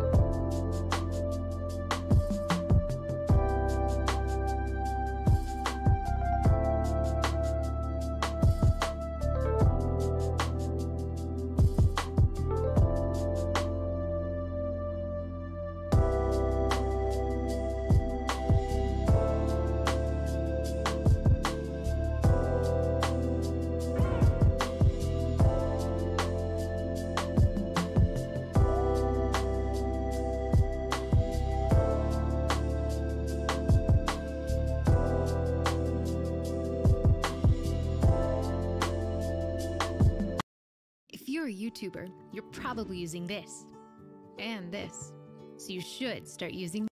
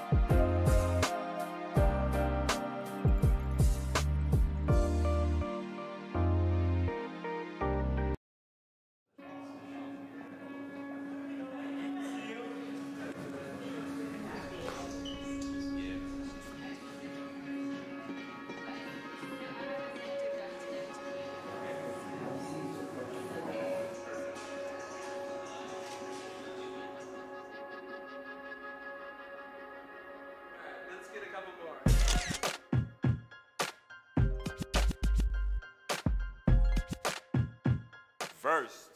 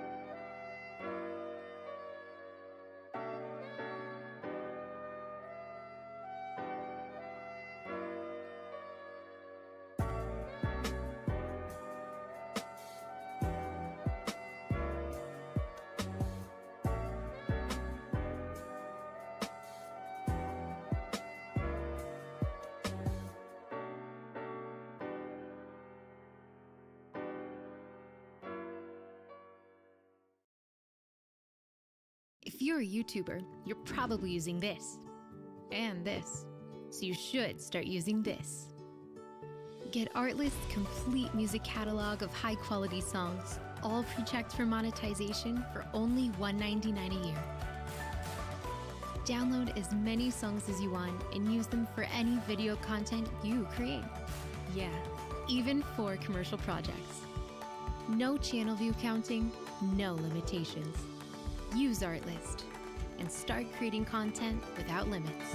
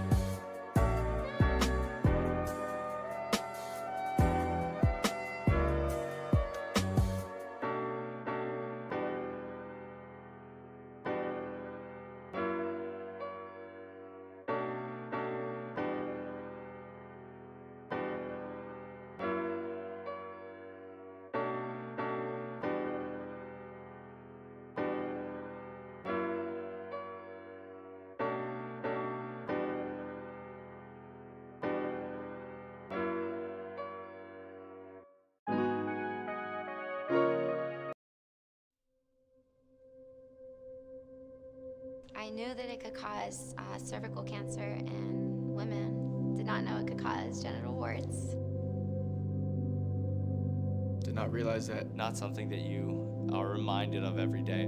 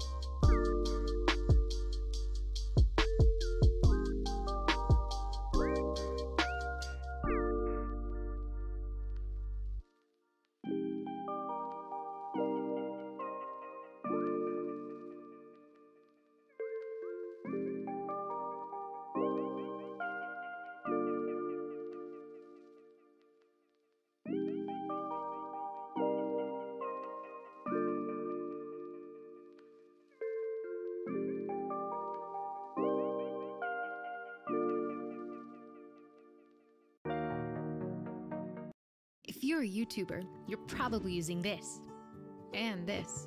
So you should start using this. Get Artlist's complete music catalog of high-quality songs, all pre-checked for monetization for only $1.99 a year. Download as many songs as you want and use them for any video content you create. Yeah, even for commercial projects. No channel view counting, no limitations. Use Artlist and start creating content without limits.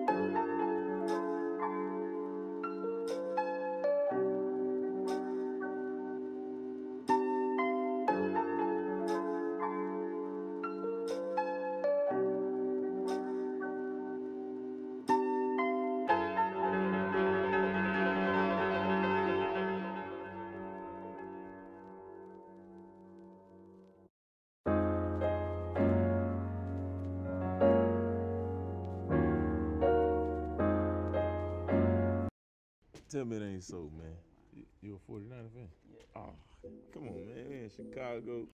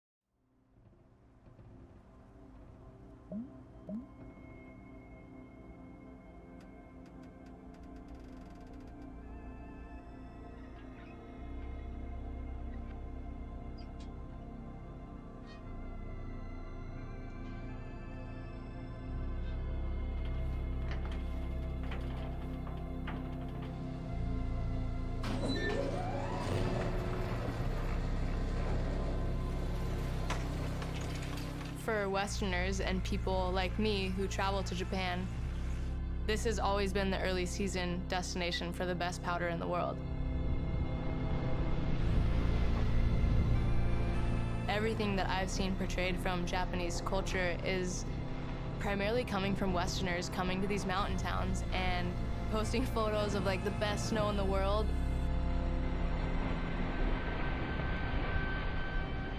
I want to know more about the Japanese ski culture and, you know, what is their relationship to skiing?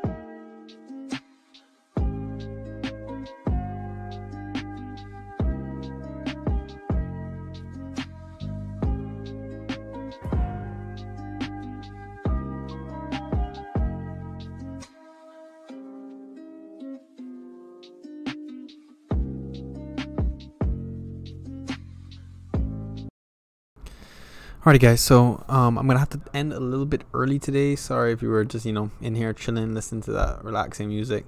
I do like, if you haven't heard of lo-fi hip-hop, I really suggest you take a look at that. You know, they could do some lo-fi hip-hop on YouTube as well. If you type lo-fi lo-fi hip-hop live, you'll find a lot of really cool live channels that you can watch as well. I love that kind of music.